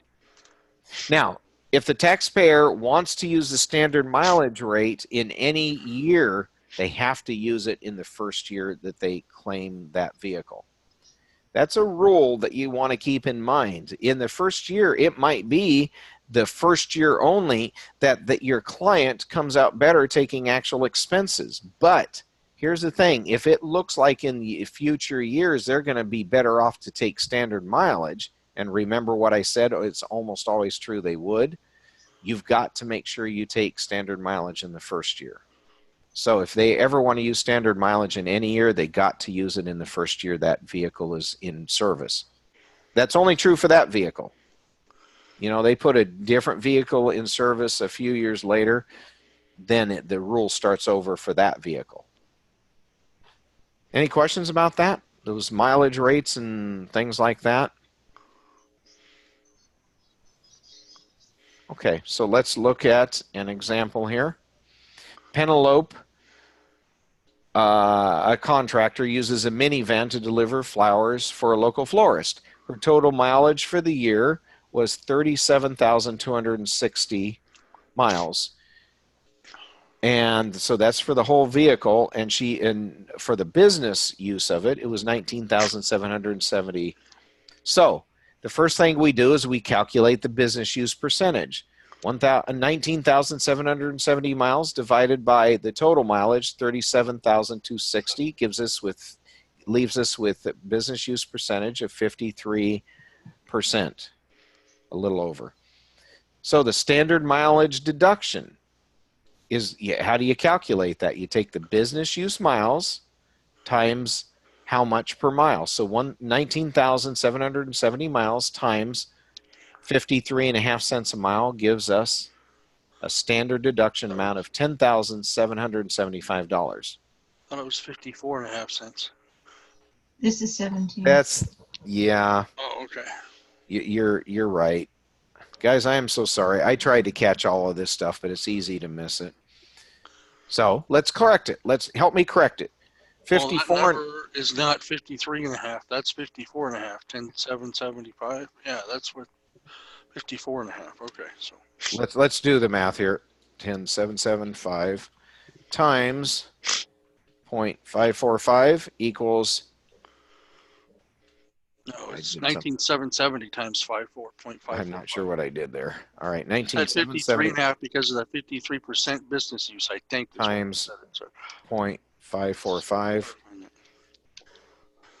Yeah, it comes Okay, yeah, you're right. See, yeah, no, the answer's right now. So I corrected that. Thank you for catching that, Garrett. What happened is I did the math and corrected it before, but I didn't change the cents on We that. changed it here, but when you said 53.5, and I thought it was. I changed it just now. I just changed it now. It did say 53.5. Oh, Guys, again, I apologize. That's what happens when I have to use material from other places and I'm putting it all together. I just miss stuff sometimes. So the answer was correct. I had already corrected that. I just had not changed this. So I did now. So it's $10,775 is their standard mileage deduction. But she also had tolls that were $85. So what's her total vehicle expense? 10,860. That's right. That's the standard mileage plus the tolls, because those do not have to be prorated for business use. Okay, actual expenses, what are we going to include? Things like depreciation, lease payments if you're leasing the car, insurance, registration fees, repairs, gas, oil, tires. These actual expenses do have to be prorated for the business use percentage. And then again, tolls and parking fees are deducted without any proration. In other words, you get the full amount. Those are So- actual expenses. Can Yeah. I ask a complicated question? You can ask it. We'll see if I can answer it. So if you have a vehicle you use for business use and you have insurance on it and you're involved in an accident of some sort, Yeah. the casualty loss on the vehicle that has to get repaired or they write it off, one of the two, but let's just go with a loss on the vehicle that has to get repaired, and say your vehicle's worth, we'll just say like $12,000 and the loss is like 1,100 or something, and that gets repaired. Does that have to get factored in with the depreciation? Okay. So can I'm going to rephrase your question Sure. just to simplify it a little bit. The question is if you take standard mileage, we already know standard mileage rate. I mean, standard mileage rate factors in depreciation. So the question is if there's a loss on your vehicle and you've been taking standard mileage for a couple of years, do you have to somehow do something similar to a recapture on it? That's what he's asking. I'd say no. The answer is no. And the Okay. reason it's no is because that's the unique thing about standard mileage rate. It does take into account and try to give you that benefit, but you have you actually depreciated your vehicle on your return? Myself, no. So No. I don't mean you personally. I mean, on this example, has that person that's been taking standard mileage all these years actually taken any depreciation? In effect, yes. Affect by Part of using it. standard mileage, Yeah, but not really. They haven't. They Okay. haven't actually claimed it. They've been given the equivalent of it through standard mileage. Okay. So there is no recapture at all. So they in don't that- have to do it keeping all the expenses and do it that way that Nope. year. They can still Nope. use standard mileage. That's one of the nice things about standard mileage. Okay. They give you the benefits without all the headaches of actual expenses. Okay. Yeah, no, that's exactly right. Sheila, you are right. In effect, they are, but because of the way they do it, there's no actual reporting of depreciation. So if there's no actual reporting of depreciation, there's no recapture in Right. that situation. Good question.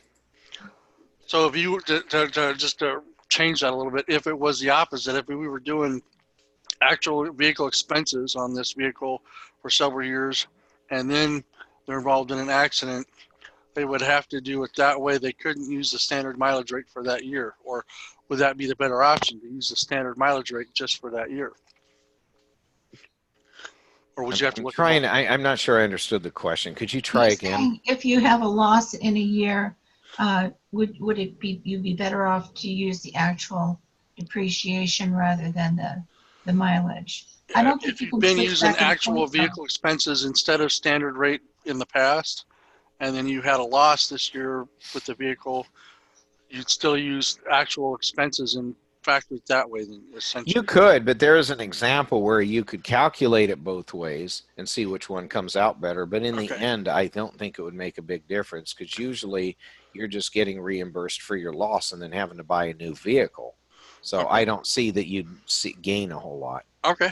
Okay, so we're Thank a you. little too deep into that. Those are great questions, but I'm trying That's not the way to. my brain works sometimes, so sorry.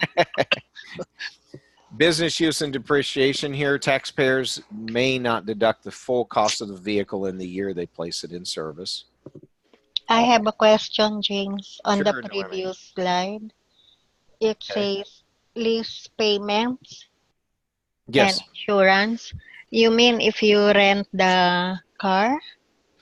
Not a regular rent. We're talking about somebody who's actually leasing a car.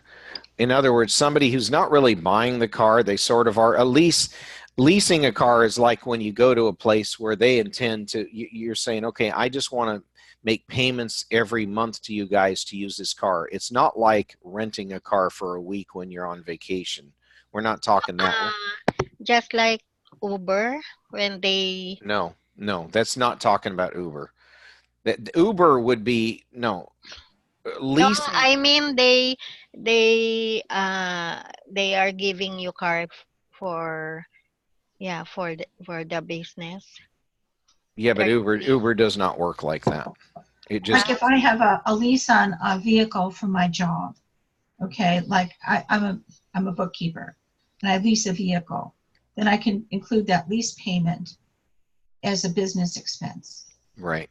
I think most people don't really have a good handle on what leasing a car is. Leasing a car is like buying a car, but you're going to give it back to the person selling it to you before you ever pay it off. So you're making a certain amount of payment every month knowing that you're not going to keep the car forever. Okay. It's like renting a car, but it's not the kind of rental you're thinking of, like when you fly somewhere and rent a car for a week. It's not that kind of rental. How about the interest? If you are making monthly amortization for your car, there's a corresponding interest part. Is it not included in this actual operating? It's actually that would be a separate expense. Let me find the slide here. Like the toll and It would be part of tolls and parking. You could have added that in there. So interest, if you're making interest payments on a car, you could add that in with this line right here where it says business related tolls and parking. You could also add in there interest paid on a car. Those are also deductible with, excuse me, that's wrong. That is prorated. That would be an expense that's prorated by business use. So even, this is confusing, even in a standard mileage rate, you can still deduct not only business tolls and parking fees, but the interest that you pay on the car. So that could have been added in there. Does that make sense? I am adding that in there just to let you know that could have been added in there. okay. Hold on a second. Paid on a car loan. There. Does that help clarify? Yep. Yes, thank you. Wait a minute. This is tough. I did not make these slides. Did I? No, that's wrong. That's not right. You can deduct that. Yeah. If you choose to use the standard margin. I'm looking for the one that says this. Give me just a second, guys. I'm gonna find it for you to clarify, because I didn't even think about the fact that wasn't being covered.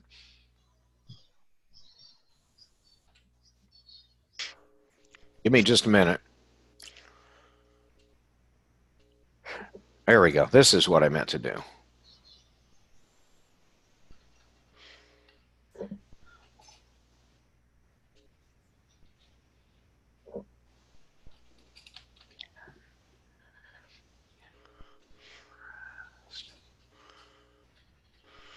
I'd help if I spelled interest right. Yeah. There we go. That's correct. So just backing up, standard mileage rate, business-related tolls, parking fees, and interest paid on a car loan are still deductible, but you have to take the business use percentage. Does that help? Yes. Okay. My other question is, I'm just clarifying, the insurance expense is on the actual vehicle expenses, not with the interest. Insurance is, yeah, that's an actual expense that you can deduct as an actual expense, but you don't include it if you're taking standard mileage. Okay, thank you. Is that correct? Yes. Yes. Okay. Okay, so let me get back to where we were here. Taxpayers may not deduct the full cost of the vehicle in the year they place it in service. Well, that's true with anything that's going to last more than a year, because what do you do with something that lasts more than a year that you use for business? Do you expense it or depreciate it? Appreciate it. Mm-hmm. That's all it's saying. Vehicle, and remember, you can use, if it qualifies, anything you could depreciate might qualify for Section 179 deduction or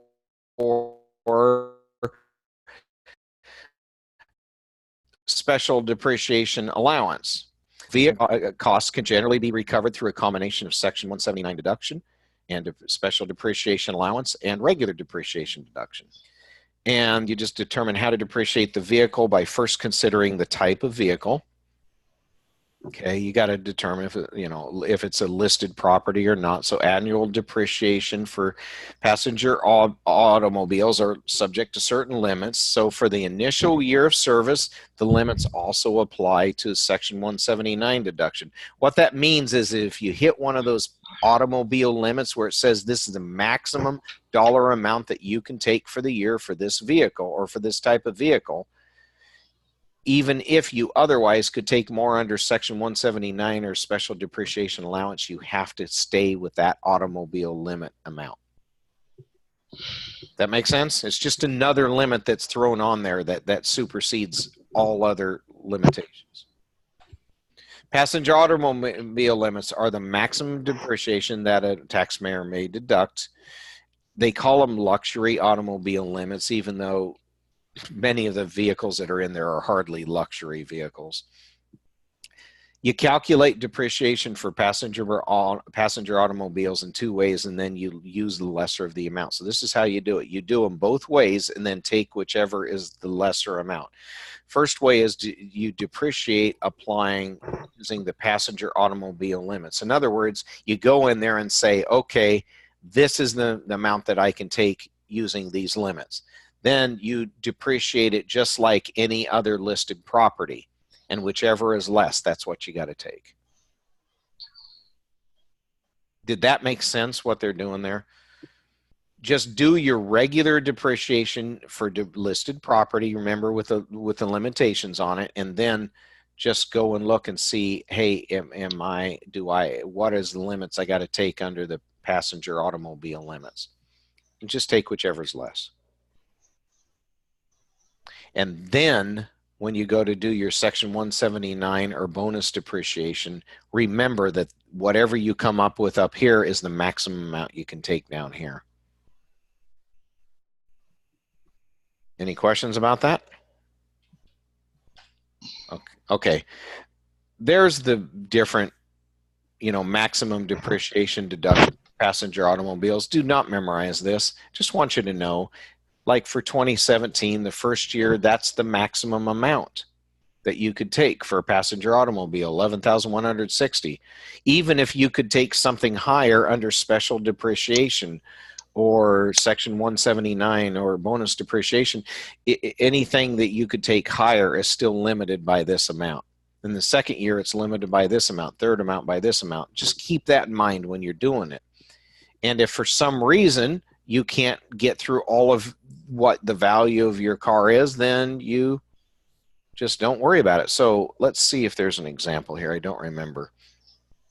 An example would be, let's say your car is $20,000 in 2017, and you could depreciate that normally, and it qualifies for Section 179 deduction.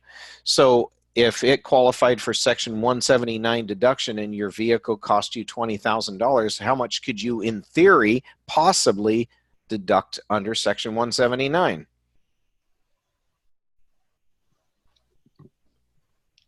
Did I just lose everyone with all those numbers? How much? 1,000? How much is the car? Yeah, let's just say the car, let me change this. Let's say the car is, you bought it for $15,000. Could that car possibly qualify for Section 179 deduction? Yes. Yes. And if it's used 100% for business, what is your depreciable basis? 15,000. 1,000. So how much could you possibly, in theory, before applying any other limits, how much could you possibly, in theory, Section 179? 15,000. That's right. But this is saying, but you can't take more than 11,160. So the actual maximum amount you can take in the first year is 11,160. That's all that's saying. It's just another limit you got to throw on it. Okay? Do not, by the way, do not memorize these amounts. If it's needed on a test, they're going to give you something to give you an idea. They're much more likely to test the concept. They might likely say something like we said, car worth 15 pot for 15,000, 100% for business. Client wants to take the maximum amount possible. What can he take? and then it might off to the side have these limits, or say the passenger automobile limit for this year is whatever the amount is. You have to do that. You have to figure out, does it qualify for section 179? What's the max amount you can take there? Is it limited by this amount over here? That's more likely. They will show the table, this one. Could you repeat that, please? In the exam, they will show this table. You mean? They'll either show you the table, or they would give you the amount right in there. They might actually not show you a table, but say the passenger automobile limit for this year is X number of dollars. Okay. So they might, they're going to have to give this to you. They're not going to ask you to memorize all of this. At least I don't believe they would. So that's why I said, don't worry about memorizing the table. Just know how to apply the concept. Know that if you're dealing with a car that's a listed item, you're going to have further restrictions, maximum amounts you can claim. Okay. All right. Depreciation deduction after the recovery period. So if a car has a 5-year recovery period, which we've talked about, and you're at the end of the 5 years, but you still haven't been able to depreciate everything because of these limits back here. Because of these limits, you have not been able to depreciate everything. So you get it at the end of the recovery period, and you still have some amounts undepreciated. Well, you just go ahead and keep depreciating till it's all gone. That's all this screen is saying. Okay? Okay. Trucks and vans have a different depreciation period. Different depreciation limits. What is a truck and van? A truck and van is defined as 6,000 pounds or less gross vehicle weight. And the yearly maximum depreciation allowed is higher than for passenger automobiles. So it's just information, but it works the same way. You just got to know what's the difference between a passenger automobile. What's the definition of a passenger automobile? Has how many pounds or less? 6,000. That's right. So trucks and vans that are rated at 6,000 or less have a different rate. So passenger automobiles 6,000 or less have one table. Trucks and vans at 6,000 or less vehicle weight have another table. That's all. I'm going to go past the example because I think you're getting it. We don't need to. That's the example. We will provide this to use to work with if you want to on your own, but I don't think you need to get into it right now. Sports utility vehicles and certain other vehicles with more than 6,000 pounds but less than 14,000. So 6,000 to 14,000 are subject to a special limitation in relationship to the Section 179 deduction. In other words, if you have an SUV or other vehicle that's between 6,000 and 14,000 pounds, there's going to be some special limitations on Section 179. In that case, they cannot deduct more than $25,000. And because it is a vehicle that weighs more than 6,000, they're not subject to the passenger automobile limits. So remember that screen where we saw the limited amount, the vehicle limit amount? Because it's more than 6,000 pounds, it's not part of that. What I'm talking about is this right here. Passenger automobile limits, this doesn't apply. Why doesn't it apply? It doesn't apply because a passenger automobile is less than 6,000 pounds. This is a vehicle between 6,000 and 14,000 pounds. And any amount claimed for Section 179 reduces the basis for depreciation. We already knew that. That's the same thing we learned earlier. If you take any type of Section 179, that decreases what's left over for regular depreciation. So here's the point. If you're meeting this category, your deduction amount is $25,000. The $25,000 limit does not apply to vehicles that meet any of these. Vehicles designed to seat 9 passengers or more. Vehicles equipped with a cargo area. Vehicles fully enclosed with a driver compartment. What do those three sound like? SUVs. No, yeah, okay, yeah, that might be true, but what I'm trying to get at is 9 passengers or more, you're running a Bus. special kind of business like a bus.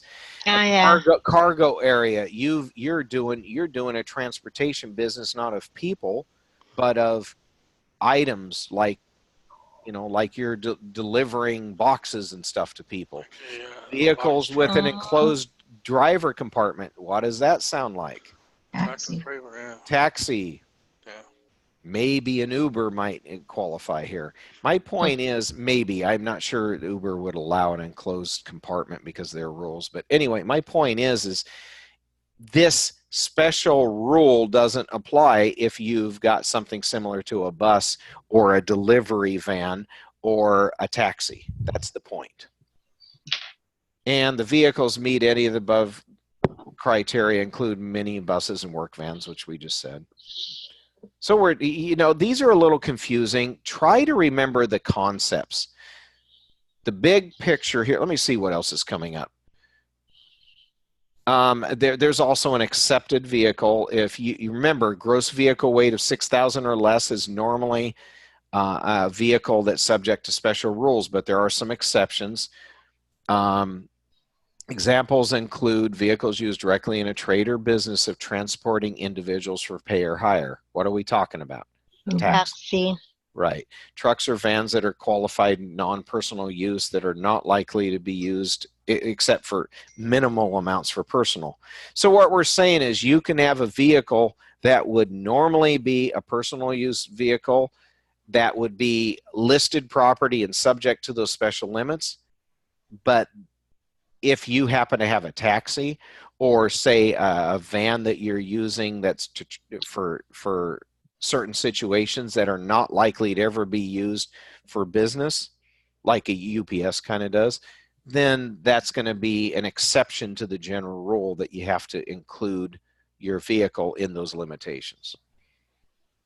Now, I know I'm going through these really fast, but what I'm trying to get you to do is see the big picture, not memorize every detail. Mia bought it. Here's an example. Mia bought a taxi cab. The vehicle weight is under 6,000 pounds. Is a vehicle under 6,000 pounds normally considered listed property? Yes. Yes. And if it's listed property, is it subject to the special rules on how much, the special limits on how much you can deduct in any 1 year? Yes. Yes. But if it's a taxi cab, is it exempted from listed property? That's what Yes. it says there. Yeah. Yes, it is. That's what it's telling us. Here's another example. Donald bought a van with a gross vehicle weight of 5,200 pounds, used 95% for business. He had shelving installed in it, had it painted to display his company's name and advertising. The vehicle is not listed property or passenger automobile because it is essentially non-personal. What I'm trying to get you guys to really get a handle on is, again, go back to my personal definition of what really is the purpose of listed property. Listed property is what purpose? Why does the concept of listed property exist in the tax law? Because it can be used and abused for personal use or for tax purposes. Exactly right. Easily used and abused. That's exactly right. But if you've done something to make it so obvious that it would be very hard to use and abuse it, they're going to let it be accepted from that general rule. That's all. So in this example, he has a van that could have been used and abused easily, but he's done so much to it, it would be really hard if he has a bunch of stuff installed on it and painted it with his own business. Is it going to be hard to transport his 10 kids around in that van when there's a bunch of shelving in the back? Oh, yeah. Yeah, it's going to be pretty hard. So guess what? He's not going to be subject to normal listed property limits on deductions. Now, having said that with a couple of examples, is that starting to make more clear what we're trying to point out here? Does that help? Yes. Cool. All right. Accepted vehicles also include these. We're just going to quickly go through a list here. Police and fire vehicles, unmarked vehicles used by law enforcement officers, if it's being used for official reasons. Ambulances and hearses. Vehicle with a loaded gross vehicle weight of 14,000 pounds that's designed to carry cargo. Trucks, for example, maybe. Bucket trucks, cement mixers, dump trucks, combines, cranes, things that are obviously not personal use. Delivery trucks with seating only for the driver, or maybe a driver in a jump seat.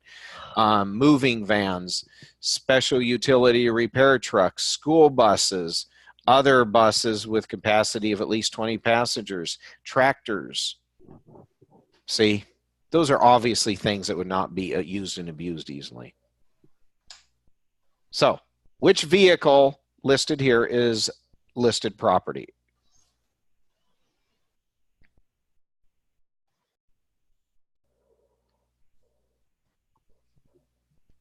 A, B, C, or D?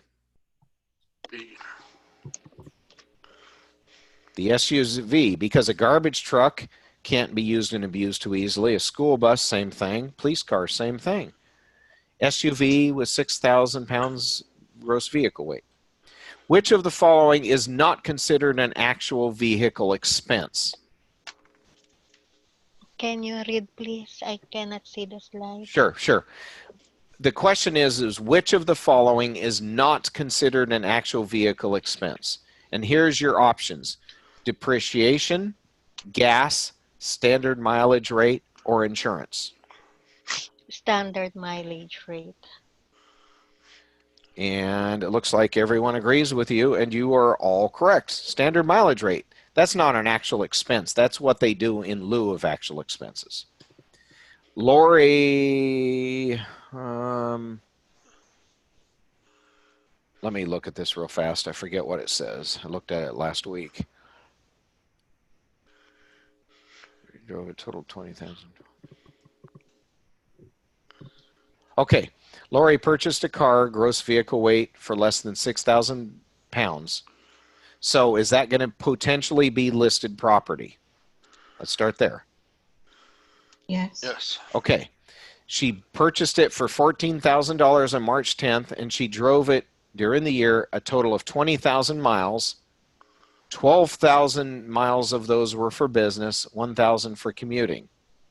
So first of all, what's her business use percentage?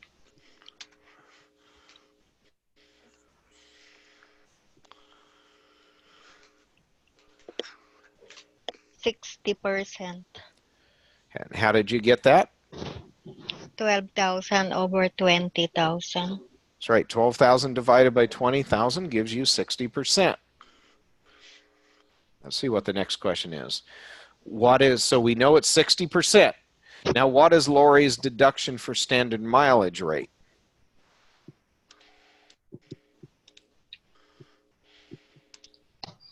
Is this multiplying it by the 17 rate or the 18 rate?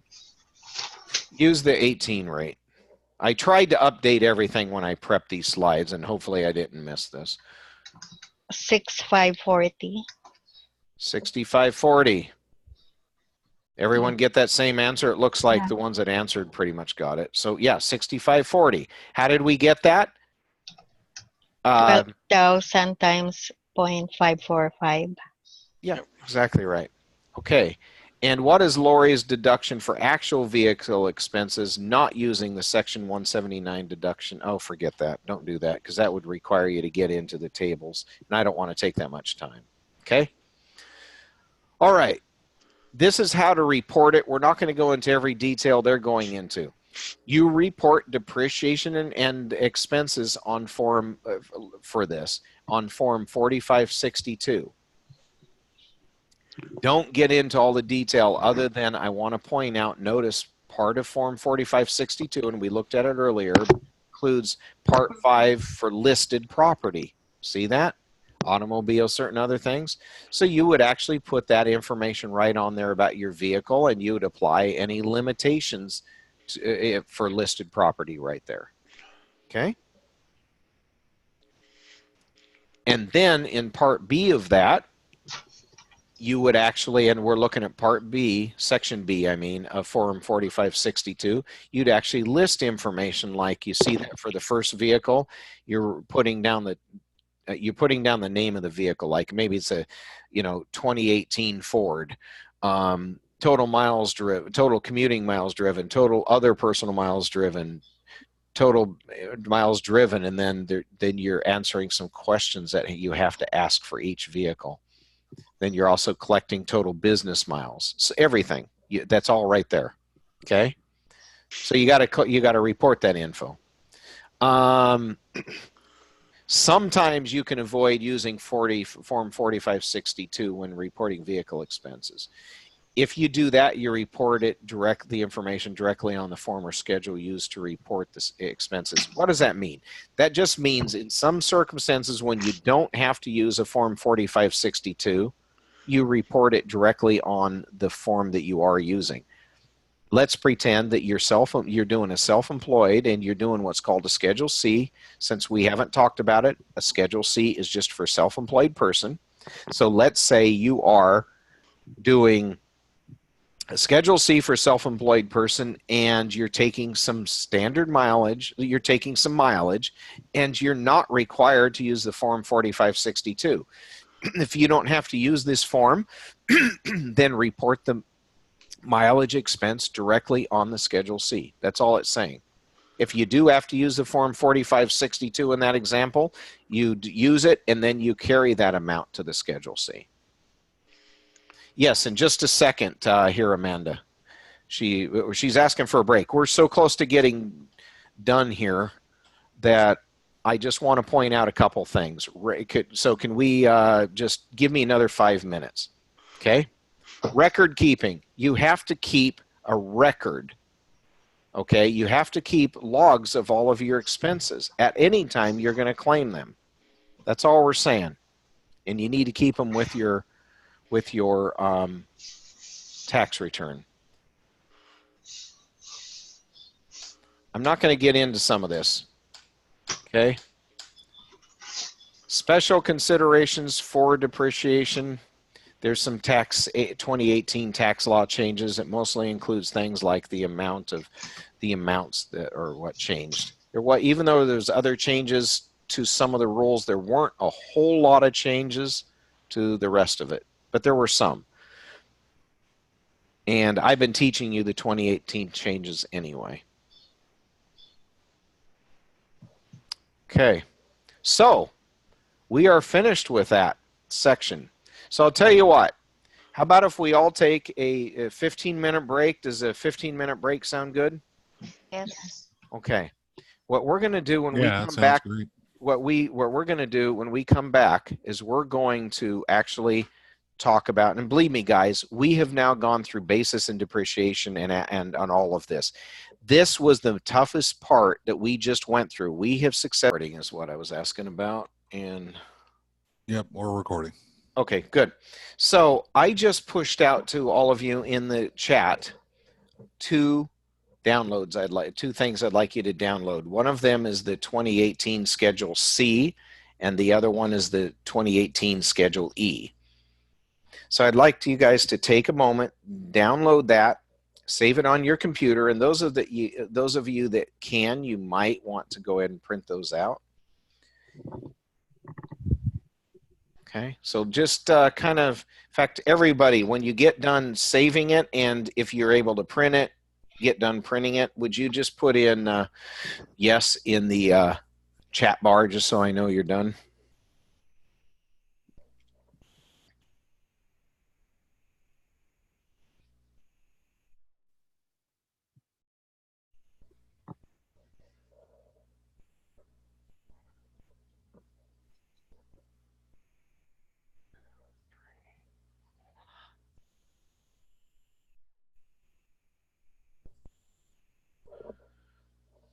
Okay, waiting for everyone else. I've had one person put yes in there, or yep.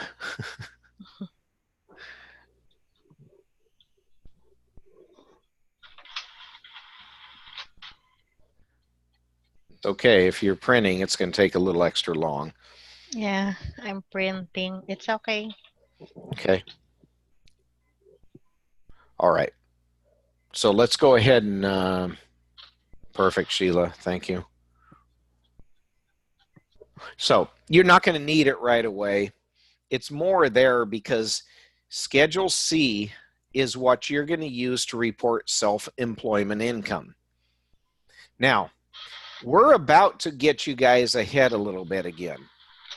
Self-employment is what we're going to discuss for a few minutes, but it's not complicated. In fact, self-employment is easy. You know, the hardest thing about self-employment is actually depreciation. Have we already gone through depreciation? Yeah. Yes. We're on the downside of this now, guys. Depreciation and everything that affects depreciation, that's the hard stuff. Remember, basis, you have to know how to use basis, when to calculate it, how to determine what's there. We've spent a couple of sessions on that, about a session and a half on that. Then we said basis is needed for calculating depreciation. And why do we need to be able to calculate depreciation? Because that affects things like self-employment. That's why we did that. Okay. So, does everybody still have that sheet that I handed out that says federal income or not? Does everyone remember that one? Yep. Okay. Might want to pull that out. Not that we're going to need a whole lot of it right now. In fact, I'm going to take a look at it for a second.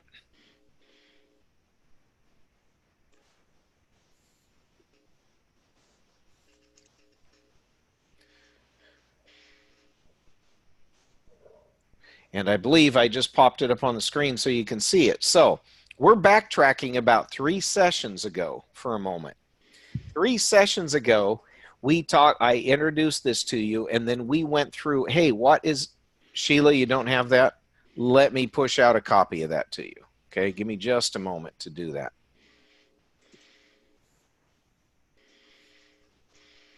It's going to get pushed out to everyone, so if you already have it, don't worry about it. If you don't, this will help you.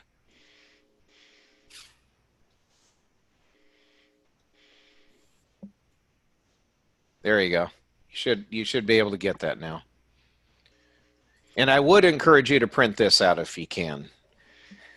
What this is this is a list of, you're welcome. This is a list of everything sort of that we're going through. And what's on the left is what should be included in income, and on the right, what should not be included in income. Everything on page 1 we've already discussed in a couple of sessions before. And then after we got through this section called interest and dividends, then we went and we took a pause to start talking about something we absolutely needed. We absolutely needed to discuss basis, and then how basis affects depreciation. We also needed basis for what else? Sales of like a home. That's exactly right, because you needed to know what a basis was for sales. And of course, sales are also affected by depreciation.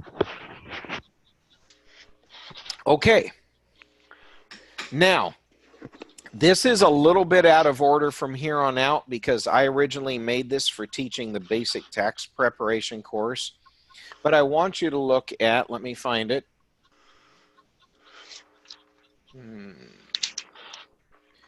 It's on page 3 at the bottom, business income. You'll notice that business income, what we're talking about right now, there's other kinds of business income, but the only kind we're talking about in part 1 for the EA is self-employed. And self-employed information is often reported, income is often reported on a 1099-MISC. That stands for miscellaneous. So 1099 miscellaneous. It could possibly be on there. It could also possibly be other places, but this is a big one. You'll often see it. You can also have business income from investments in somebody else's business or a partly owned business, such as a partnership. Maybe you and somebody else own a partnership. Okay. If you have that, you're going to see your income coming through a Schedule K1. So just wanted to once again plug this into business income or not, that sheet that we handed out. Okay. We're going to talk about, though, what do you include in business income that's taxable? Because obviously not every dollar you get from clients is going to be taxable. And we're going to talk about why in a little bit. So let's come back to the self-employment that we're going to discuss. That's where we're going to start our discussion with this, okay? Okay, so first of all, who are self-employed? What do we mean by the word self-employed? Well, self-employed are one of these three: sole proprietors, independent contractors, or members of a partnership. Okay, sole proprietors means somebody who is of themselves, they do their own thing. They hang out their shingle, they work from home, or they maybe have a shop or a office where they're working out of, but they're working for themselves. They set their own hours, they set their own time, they set their own fees, everything. Independent contractors pretty much do the same thing, but that term is usually reserved for sole proprietors.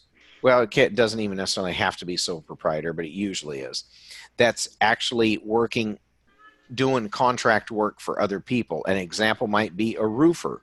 A roofer can be a sole proprietor who works under contract for private individuals and for maybe a general contractor that's like building a house. And then members of a partnership are considered self-employed. Partnerships are when, like, you and me get together and we decide we're going to set up a business doing tax returns. Well, we form a partnership. And there's special rules for partnership, but we're not going to get into those special rules. That's for part 2 of the EA. Just know that if a partnership exists, you're going to be treated as self-employed. Okay? Okay. Okay, so the next thing is, what is the difference between an employee and an independent contractor? Okay, because we have to know what the differences are, all right? Give me just a half second here, guys. I need to change something to make it easier on my end, okay? I'm going to stop this presentation for a second to fix something. It'll make it easier, and then we'll get back to it.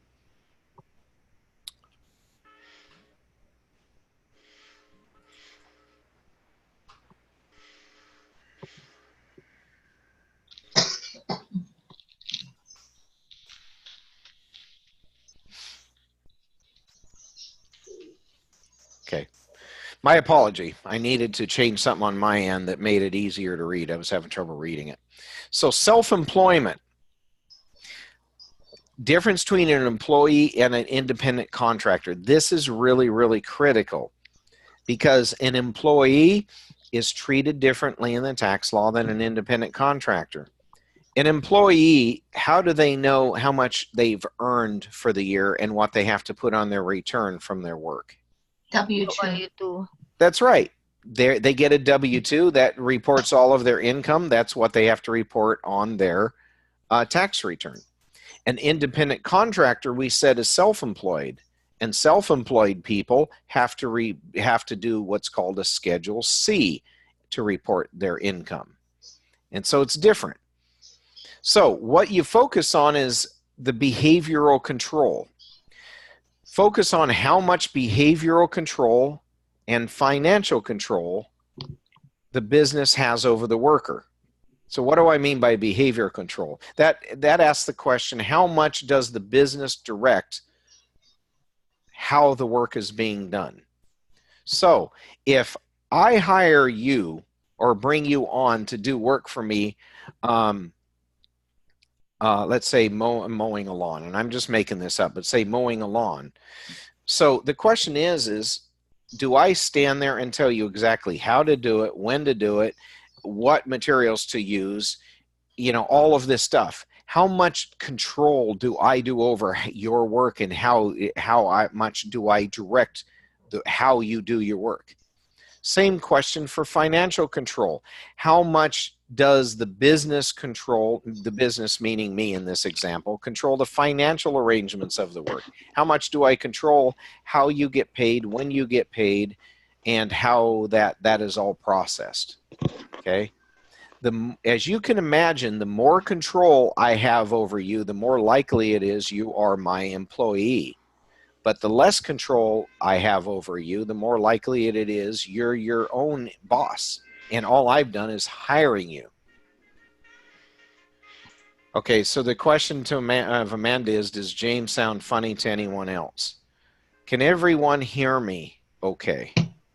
Yes. Yes. Okay. Yeah, I can hear you fine. Amanda, am I breaking up or what's happening?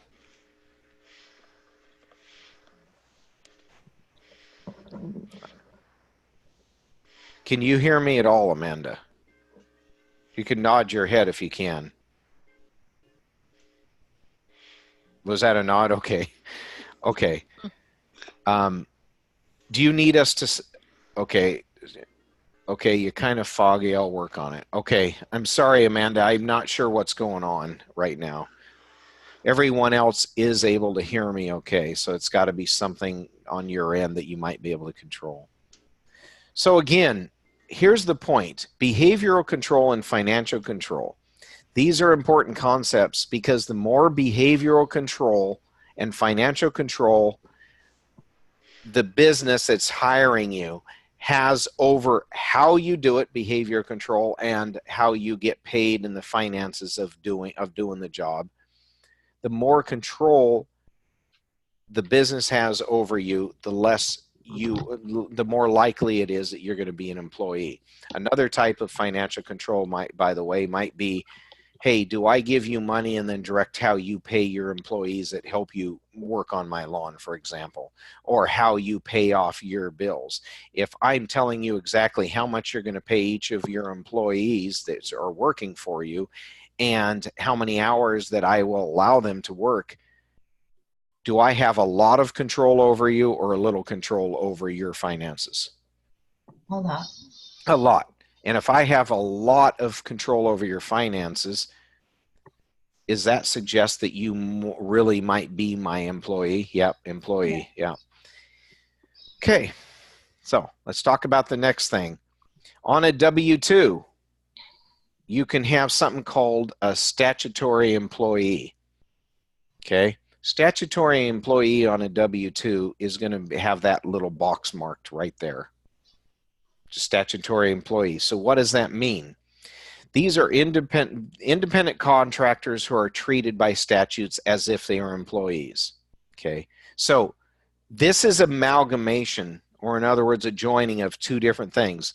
We just said an independent contractor is not an employee. They're two different things, but there is by statute, there's situations where an independent contractor can be treated as an employee. If they are, that will be marked right there. Why does that matter? Well, I already put it. The employer marks a statutory employee box in that case. So a statutory employee, why is this important? Let's talk about it. A statutory employee reports wages and expenses as if they're self-employed. In other words, the income they make, they still have to report directly on Schedule C, just as if they were self-employed. But here's the difference. They have Social Security and Medicare taxes withheld by the employer as if they were an employee. So somebody who's a statutory employee has what benefit that a self-employed person does not have? Jump in and give me an idea. Give me what you think it would be. It's right there in front. Go ahead. Social Security and Medicare. That's right.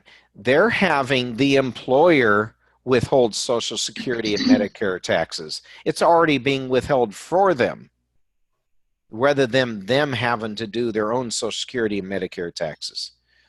You haven't learned this yet, but when you're doing, and we will in a little bit, but when you're doing Social Security and Medicare taxes, as self-employed for yourself, not a statutory employee, you're paying 100% of all the taxes. When you're an employee, the employer is actually paying half of those Social Security and Medicare taxes for you. So that's another benefit. Not only is it being withheld for you, your half is being withheld for you, but the other half is being paid by the employer. So what is a statutory employee? It's basically a self-employed person that gets to have Social Security and Medicare taxes withheld by the employer for them. But in every other way, they are self-employed. Make sense here? Just want to give you a chance to talk up if you want to want to ask a question about that. So they have a share and the employer have share also? There is an employee share? That's correct. That's correct. That's correct. An employer it's just like a regular employee-employer relationship, and this is true even if it was just a regular employee with a regular employer. Social Security and wages and Social Security and Medicare taxes are being taken out of your paycheck as an employee, but the employer's paying their part also. Okay, that's true with regular employer. Well, that's also true with a statutory employee. But in a statutory employer and an employee, this is all that gets withheld. Everything else is up to you. They have to do their own federal income taxes, their own Schedule C.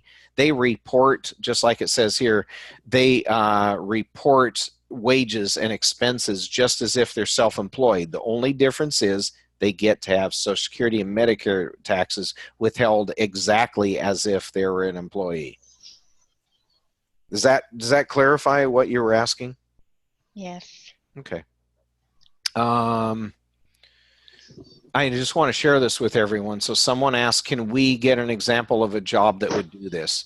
Sheila answered correctly that an insurance agent is an example of a statutory employee. An insurance agent works for a company, but they're actually getting paid directly from the client, and they get the benefit of the insurance company does not actually pay them, but they do withhold, they pass the payments through to them, but they withhold Social Security and Medicare taxes. They're part of it. So that's exactly right. An insurance agent is an example of one. You're going to see some of these. It's not a lot, but for test purposes, just know if somebody is a statutory employee, there are self-employed, they're treated as self-employed for income and income taxes, but they're treated as employees for Social Security and Medicare taxes. Does that help clarify there, Amanda? Yes? Okay. Okay. Okay, so let's do a practice here. An individual is not considered self-employed if they are A, B, C, or D. Can you read, please? Sure. An individual is not considered self-employed if they are a sole proprietor in a trade or business, B, an independent contractor, C, an employee of a sole proprietor, or D, a member of a partnership. Which of those are not considered self-employed? C. And you're right. I'm sorry, my stuff is a little messed up, but I got it there. An employee of a sole proprietorship. That's exactly right. Everyone agree with that? See how we get there? Because a sole proprietor is obviously self-employed. An independent contractor is self-employed. A member of a partnership is self-employed. Let's look at another one. Indicate whether whether this person is an employee or an independent contractor. think my screen is my slides are a little messed up here. Ariel was hired by a company that does not set her schedule, does not reimburse her for her job expenses, does not provide tools needed for work, and pays her on a job-by-job basis. Is the answer an employee or independent contractor? Independent contractor. And you're right. Gosh, I'm sorry about this being messed up, guys. Independent contractor. That's exactly right. Okay. All right. Billy works for a company that is flexible with his schedule, provides job training, pays him with a set salary, and provides him with a pension plan and time off. Is he an employee or an independent contractor? Employee. Okay. Anyone else want to speak up? Employee. That's correct. An employee. Okay. Let's do another one. Priscilla works for someone who sets her work schedule and location, pays her an hourly wage. She does not qualify for employee type benefits because she works part-time. Is she an employee or an independent contractor? Employee. Okay. Who else? Employee. Garrett? I think some of us are answering on the chat. Yeah. My apology. I forgot to look at the chat. I'm sorry, guys. Yep, I see it. And this is really weird. I forgot to take out some of my action on the screen, so it's screwed up. But there it is. It's an employee. So let's look at the next one. Leon works for a company to complete a one-time project to create a certain product, and it is not clear how long it'll take. He is paid a flat amount for the project and is not guaranteed any minimum payment for the hours spent. He is not provided with any instructions beyond the specifications for the product itself, and he works from home. Employee or independent contractor? Nice. I'm seeing some of the answers up there. Just waiting for one more person to answer.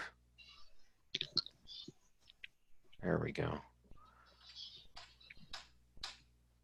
Independent contractor. And everyone got that right. Perfect. Okay, so enough of that. We're going to talk now about accounting methods. Accounting methods are how you do your bookkeeping. You can use the cash method of accounting. And what does that mean? That means money comes in and goes out during the tax year. You just count for it when the money actually gets into your account and gets into your hands or goes out of your hands during the year. Or you can use the accrual method. The accrual method is when you account for it when the money is earned or the debt incurred during the tax year. So it's not whether it's actually in your hands or not, but once you've done the work in the accrual method, once you've done the work, you've earned it. Now you would include it in your income, even if they're not going to pay you. You bill them and they don't pay you till next month. You put it into your accounting, into your books when it's earned.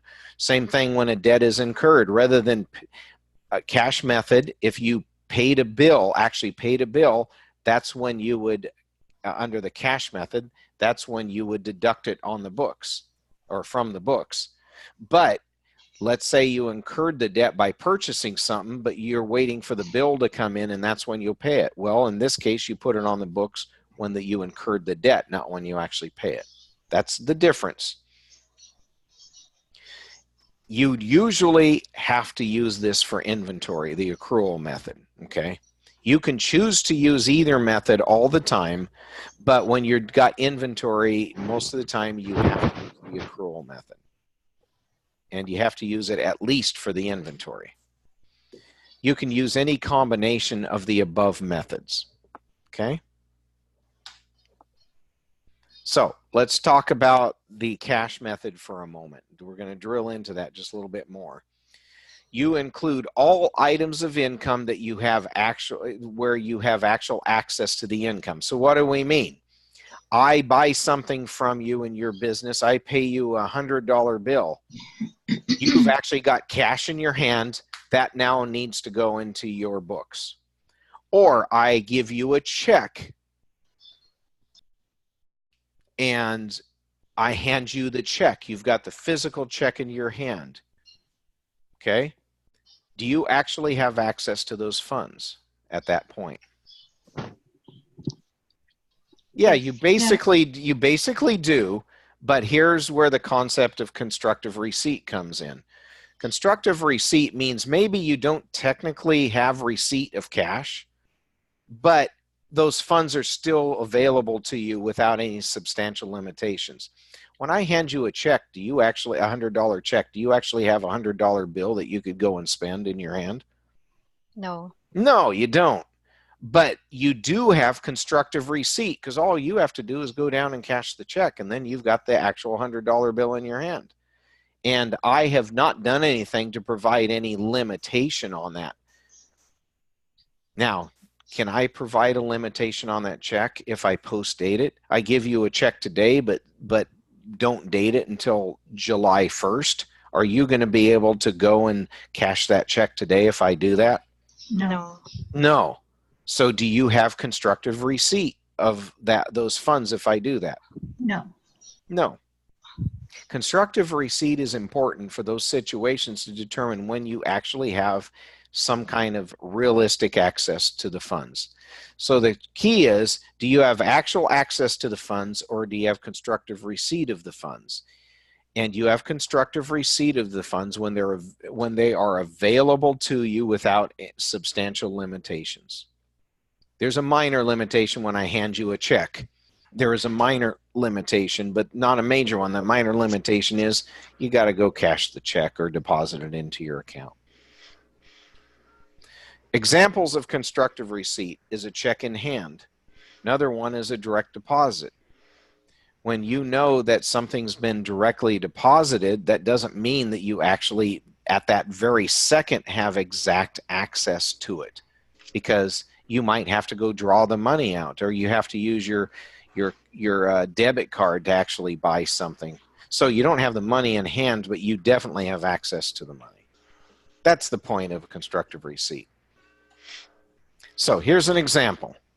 Accounting method, oh, excuse me, we've already got that. On December 30th, 2017, Simon sent Aldo a check for interior decorating services that Aldo provided to him.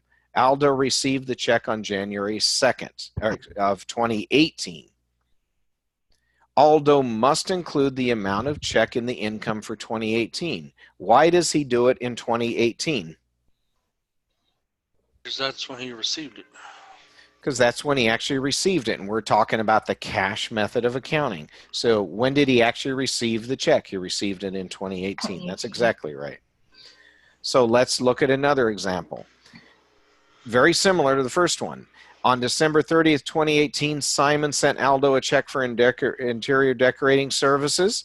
Aldo received the check on December 31st, but could not cash it until the bank opened again on January 2nd. Aldo must include the amount of the check in his income for 2018. Now, why is that? Because that's when he When I received it. constructive receipt. That's right. He has constructive receipt. It is true that he couldn't cash it because the bank is already closed on December 31st when he got it. But in theory, if he could get a friend of his to do it, he could get the money from a friend and sign the check over to him. So that's one way to think about it. He has constructive receipt of it because there's not a substantial limitation on his ability to get the money. He's definitely getting that money. Okay? So let's look at a third example. Francis is a service contractor. Was entitled to receive a $10,000 payment on a contract on December 15th, 2018. She was notified in December that her payment was available. At her request, she was not paid until January 5th, 2019. Even though she did not receive the check until 2019, she must include this payment in her income for 2018 because it was constructively received. It was actually available to her. It was at her request that she didn't get the physical check. That's a constructive receipt. It's a weird one that you'll probably never realistically see, but clearly Frances was trying to get the income put in. She's a cash method of accounting. She clearly was trying to get the income included in her 2019 return, but she can't do it that way because she had constructive receipt of it.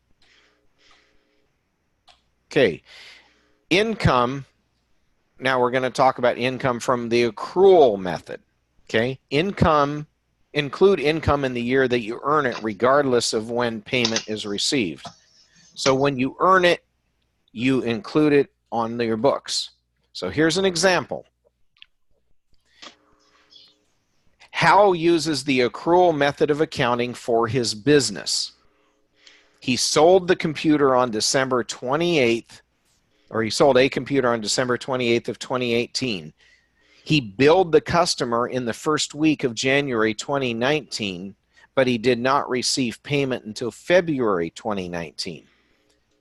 Hal must include the amount received for the computer in his income for 2018. Why is that? Because that's when he actually sold it. That's when he actually sold it. The moment he sold it and they had a legal binding agreement, he had earned the right to receive his money. And when you're using the accrual method, that's all that counts. So for 2018, he has to put that into his books for 2018. So let's look at another practice. Blake, or actually let's do a practice is what this is. Blake sold, so this is one you guys are going to figure out. Blake sold some merchandise from his business at the end of 2018, but he did not receive payment until the beginning of 2019. Under the accrual method of accounting, when would Blake include this income from the sale of this merchandise? 2018 or 2019? 2018. 2018. And why was that your answer, Noemi? He earned that income in 2018. That's right. That's right. He earned it in 2018, and he's using the accrual method of accounting. Excellent. Here's another one. And I'd like somebody else to answer this one just so everybody gets a chance, okay? Tina sold some merchandise from her business in 2018 and received a check for the sale at the end of 2018. She deposited the check into her bank account at the beginning of 2019. Under the cash method of accounting, when would Tina include the income from the sale of this merchandise? 2018 or 2019?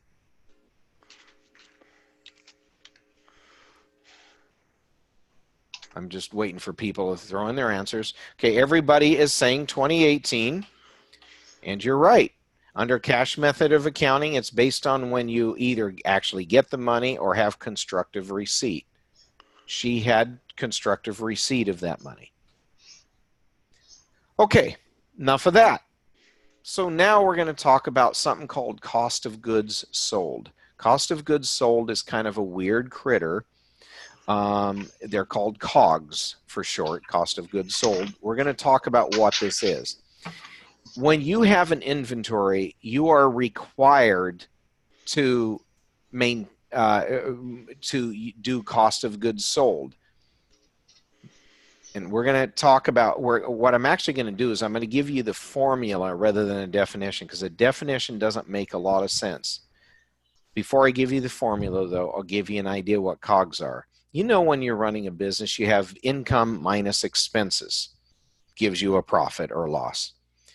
But when you're running a business that has inventory, they want the inventory figured separate from the rest of the business. So the inventory is calculated this way. You start with your beginning inventory. Let's say you have a beginning inventory at the beginning of the year of $100.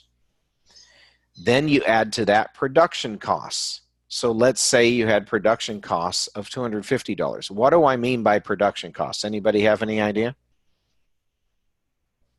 The amount that it cost you to make Parts. something. Oh, that's right. The amount that it costs you to make something. So just before we go any further, there's more than two types of businesses that might have inventory, but there's two classifications we could use. You can have inventory if you're in the business of making stuff. You have a factory and you make stuff. You make gadgets, widgets. You're going to have to pay money and put money into stuff to make it. That's what we're talking about. But you can also have inventory when you are running what type of business? Selling. Sorry, I didn't hear what you said. Selling. I'm sorry, I'm still not understanding. Selling. Selling, that's right. Where you're running something like a resale business. Maybe you've got a little mom and pop miscellaneous store on the corner, and so you sell some milk and some pop and cigarettes and things like that. You're not making anything, but you do maintain an inventory. You're buying items and turning around selling them, which is what Noemi was saying, is you're selling items. So just back to this more directly, beginning inventory, we're using an example that you started out at the beginning of the year with $100. You add in any production costs. So the example we're using here is $250. What comes next? Well, you subtract out any personal use costs. Well, if you have an inventory making widgets and you took one of the widgets and say the widget costs $50, you've just taken out personal use of $50. So you want to subtract that out. Okay? Minus your ending inventory. So we're saying in this example, minus $100. So beginning inventory plus any production costs minus any personal use costs minus your ending inventory. So that gives you your COGS, or your cost of goods sold, which equals $200 in this example. Because if you were to add that, you could see that 100 plus 250 is 350, minus 50 is 300, minus 100 is 200. Now, what is this telling us? We're saying that for the amount, this is what it cost you to create that item for sale, for those items that you sold for sale. It's actually giving you the cost of what it cost you to create the goods that you sold. And that's important because what we're doing is we don't treat these personal use costs or ending inventory as expenses. We don't want to. We don't want that in there as a regular business expense. What are some regular business expenses? We haven't really talked about it yet, but things would include, for example, electricity, rent, things like that you may be paying. We want to know specifically how much it costs to create each item of inventory. And Sheila, who has been doing bookkeeping for a long time, could you maybe jump in here and kind of explain it maybe in a different way from a bookkeeping perspective why cost of goods sold are important? Because your income is based on, of course, what your cost is and what you make. So it's important to know how much your costs are to determine how much money you're making. Right. And in other words, that's right. In other words, could we actually come up with the same number if we just kind of included this with regular expenses? Yeah, we could, but the reason you want to keep it separate is because you want to know how much is it costing you to produce this specific item. The other costs have to do with running the business. And if you're making gadgets, you'd want to know how much is it costing me to run the business. Separately, how much is it costing me to make these gadgets? And why do you think that might be important to know how much it's costing you to make these gadgets? Just as a business person, why do you Whether think you're you making want to? money or not. Exactly. Maybe you're not. Part of the reason is maybe it's costing you too much to make these gadgets. Maybe you need to raise the price of each gadget. You're not going to know that if you're not keeping inventory and calculating the COGS, the cost of goods sold. So, and when you calculate cost of goods sold, you actually put it on Schedule C, Part 3. So for those of you that printed out the Schedule C, you could just glance at it and find Part 3 there. Do you see it there on the second page?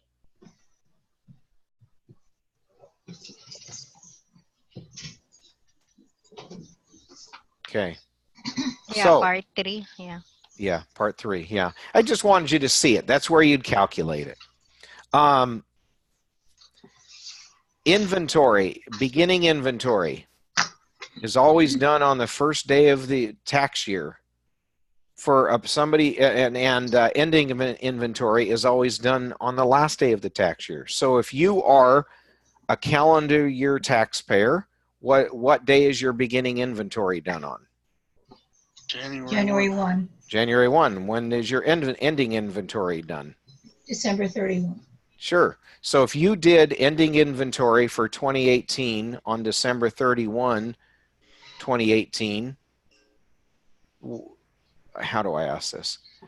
You would do your beginning inventory for 2019 on what day?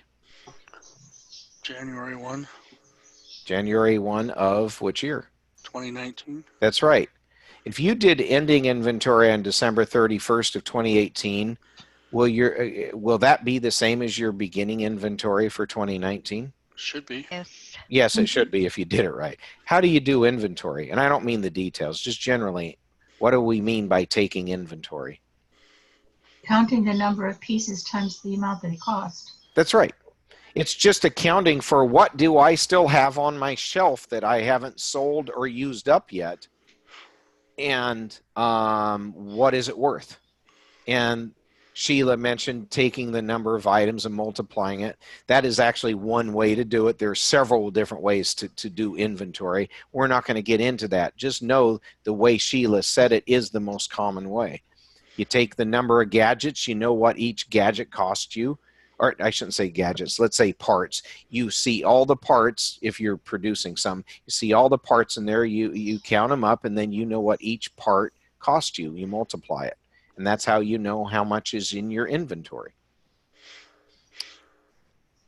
So you calculate the COGS on Schedule C Part 3, and then you report your COGS on Schedule C Part 1, line 4. So everybody take a moment to look at the Schedule C just so you can see where you're reporting it. Now, why do you do that? As you can see, it's part of your overall calculation of your profit or loss from the business. Okay?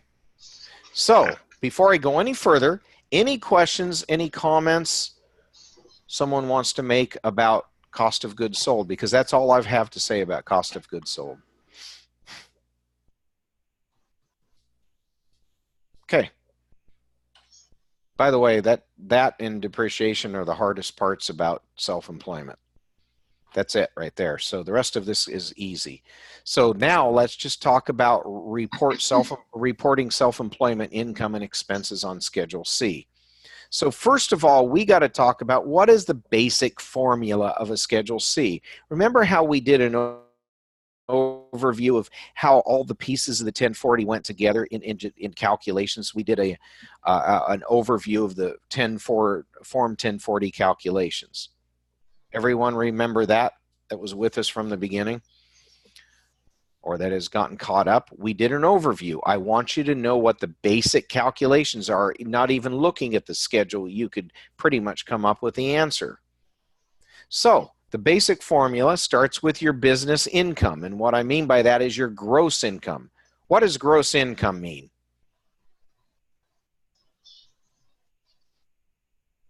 If you're talking, Garrett, I could not hear you. Yeah, sorry, I had myself muted. Gross receipts or sales. Yeah, all income from sales or profit or business activities. That's right. All income from business activities. That's exactly right. And just what you said there, from sales, mostly. Okay. So business income, your gross business income minus business expenses. Now, we have not talked about what business expenses are yet. Just your business income minus business expenses gives you a net profit or loss. Is that pretty easy to remember? Yep. Sure it is. Business income minus business expenses gives you a net profit or loss. Now, Well, there's a couple things here looking at the Schedule C that show a little different than that. So, because it shows it different than the expenses. Talks about returns and allowances. Yeah. And cost of goods sold included with your gross receipts or whatever. So. Right. No, and that's true. That's true. When you have your gross income minus, you actually are having to subtract out COGS first, but COGS really are a type of business expense. They're a cost of your goods sold. Yeah, but they're listed in Part 1, and the expenses are in Part 2 on your Schedule C is all I'm pointing out. Oh, yeah, yes. They're listed differently, but we're not. I'm talking about what is going into the calculation. You're 100% right, Garrett. And I don't want to confuse anyone. The form. That's all I was trying to avoid, so yeah. Yeah, the form, it's like the Form 1040. If I could digress for a moment. When I introduced the form, I showed you the Form 1040, and then I said, okay, what is this really doing? Let's put the form aside for a second and just look at what are the calculations that the Form 1040 is doing. I gave you a handout on that. Form 1040 calculations. Overview. I can't remember how I titled it, but I gave it to you, and it's showing the income minus deductions and so on. Because when it comes down to it, people can easily get lost in the form. You look at a form and it can, there's a lot of pieces here. But really, guys, a Schedule C is nothing more than this basic formula. It's your business income minus your business expenses equals profit or net profit or loss. Okay? That's all I want to point out right now. Okay? So you do start out with your gross income. You subtract different kinds of business expenses. Some of them are COGS. Some of them are returns and allowances, money you give back for some reason because maybe there was a return and you had to give money back. But when you get done with all of that, you still end up with your net profit and loss. Now, you must include all sources of your business income. You don't get to include only some of it. You have to include it all. Some of those business income might come from your own records. Let's say you are, again, just to use a simple example, let's say I'm running a business taking care of yards. Well, I have these different personal agreements with private individuals to go in there and take care of it. So my records show how much I got from each one of my clients. That's what from my own records are talking about. But let's say I also have an actual contract with a couple of professional locations that have, an actual office building where they're paying me quite a bit of money every month to take care of their big yards. Well, those amounts are going to get reported to me on a Form 1099 miscellaneous, 1099 MISC. And if they get reported to me on there, I have to include those. Even if they don't get reported to me on there, I have to include those. Form 1099K amounts I also have to include. You get a Form 1099K when you're taking credit card receipts. You get that from the credit card company showing the amounts that you received or charged on the cards to your company. And I mean the amounts you received. That's what a 1099K is. So the point is you have to include all sources of business income. Some of it may come from a 1099 miscellaneous. Some of it may come from a 1099K. Some of it may come from your own records. Now, let me share this with you. If you've done your records right, should it also include the amounts that are showing up on the 1099 miscellaneous and 1099K?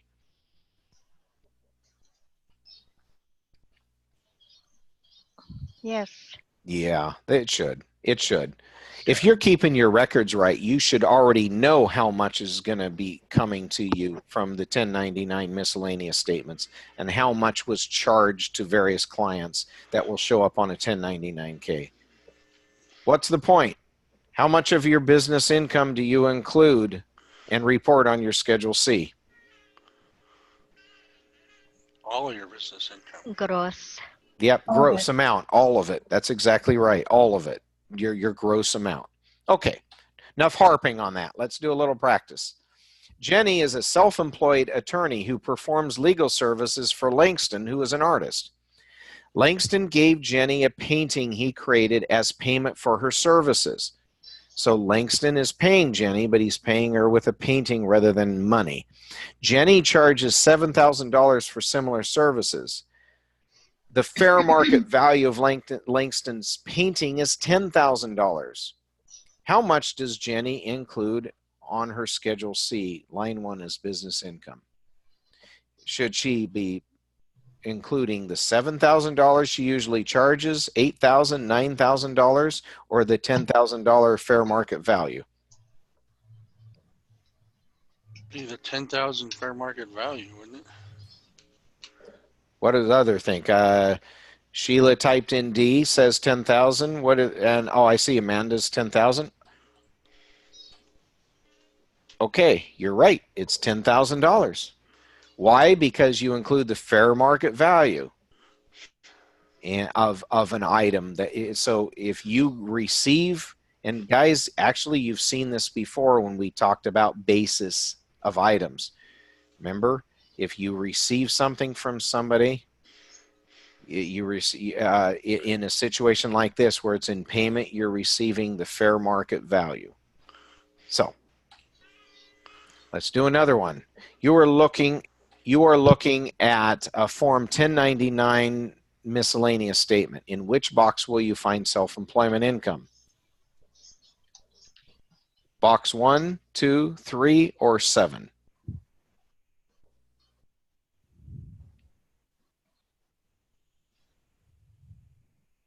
So I've got Garrett's answer. Amanda, I'm not sure if that was from the first one or not. So Non-employee compensation. okay. D. The answer is non-employee compensation. The reason it's not other income is because self-employment income specifically is always reported in box 7. Other income is used when it really doesn't meet one of the other requirements on that form. It's sort of a catch-all category. I ran into situations this last year where employers use the wrong box, but so it does happen. But well, yeah, and that's where they actually used the wrong box. They should have done it in box 7. yeah, right. Yeah, I'm just letting them know that happens. Oh yeah, no. Employers don't make Sometimes mistakes like that. that's right. Sometimes, remember, a lot of times when somebody's hiring somebody else, especially a small employee, a small businessman hiring another small businessman, in some circumstances, they have to send that person a Form 1099 MISC. And if they don't know the rules real well, they might think box 3 is the appropriate box. Yep. If that happens, all you do is you take box 3 amount and you report it still on the on the Schedule C as self-employment income. It doesn't matter that it was wrongly designated here. It's okay. Still, to help your client, you actually would still report it as self-employment income. Right. That's I'm all just it saying is. I've seen it show up where the Oh yeah. have it put in properly. So Yeah. Yeah. through a loop in the software we use, but I won't get into all that. So. Well, yeah. Our software does ask you though if you want to put it somewhere else. So. Yeah. So, but it's supposed to be true self-employment income is supposed to be box 7, non-employee compensation. So a couple quick questions before we move on from this. If you get, and since Garrett brought it up, if you get an amount in box 3 reported, but it's really should have been in box 7, are you going to report that as self-employment income anyway? Yes. Yes. Okay. If you get an amount in box 7 that is that should have been an amount in box 3, are you going to report it as self-employment income? No. This was a trick question. Yeah, you have to. You're Huh? allowed to report box 3 as if it was box 7 income. You still, on our software, want to plug it into box 3, but you want to make sure that amount is put into the Schedule C as self-employment income. But you're not allowed to take box 7 and say, oh, well, that wasn't box 7 self-employment income. You can't do that, because if you did that, the IRS is expecting a Schedule C with that amount in it. And if they don't see it, it's going to create a problem. Okay. Yeah, it really is. In real life, that's what happens. So all you can do is try to get the person who did the schedule, the 1099 miscellaneous. All you can do is you only have one of two options. You either get them to correct it, and then you use the corrected 1099 miscellaneous, or you report it as employee compensation. But there's some disadvantages to doing that. I'm not going to get into it any more than that, because you don't need it for passing the test. Okay. Okay. All right. Now let's talk about what business expenses are allowable. So we've talked about the income, and what's the formula for the basic formula for for Schedule C. Income minus expenses gives you a net profit or loss. We've already talked about the income. Now let's talk about the expenses, business expenses. What expenses are allowable? Advertising is allowable. Okay. Advertising would include what? Throw out some examples of advertising. Calling cards. Calling cards, business cards. Yes, that would be classified as advertising. You had to print up some business cards. Absolutely. What else would be includable as advertising? Radio spots. Yeah, if you buy some airtime for video spots, you would include both the cost of making the video spot as well as actually buying airtime for it. What else might be included? Marketing. Marketing. Yeah, what kind of marketing? Give me an example of a marketing tool. Well, if you hire somebody to market your business for you. Yeah, a sign waiver, for example, right? Mm-hmm. Yeah, that would be an example. So those are all examples of advertising. That's pretty simple. How about educational expenses? Yes, those are includable. And we're not talking, just to be clear, we're not talking about if you're a self-employed attorney, we're not talking about the cost of you going to college to become an attorney.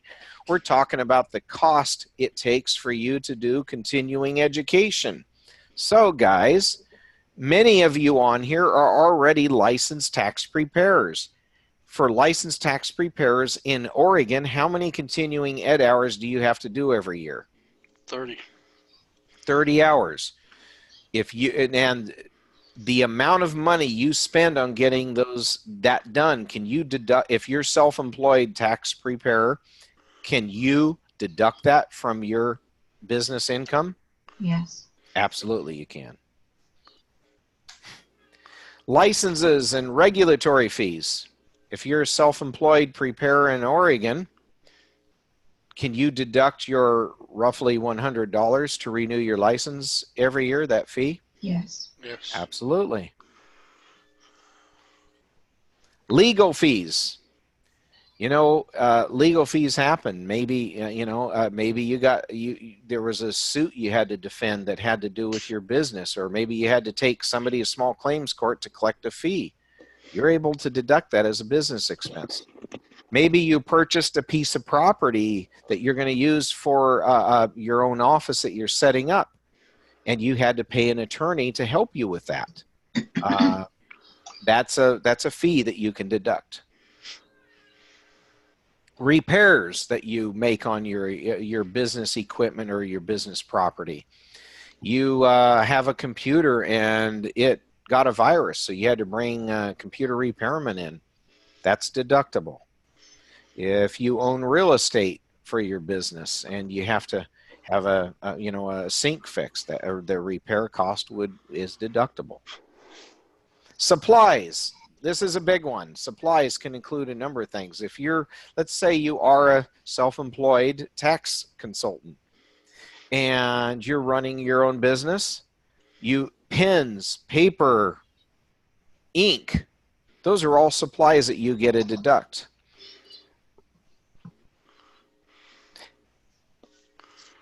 Supplies will include basically, well, it includes it for that. I'm thinking about some other stuff that we might be able to include.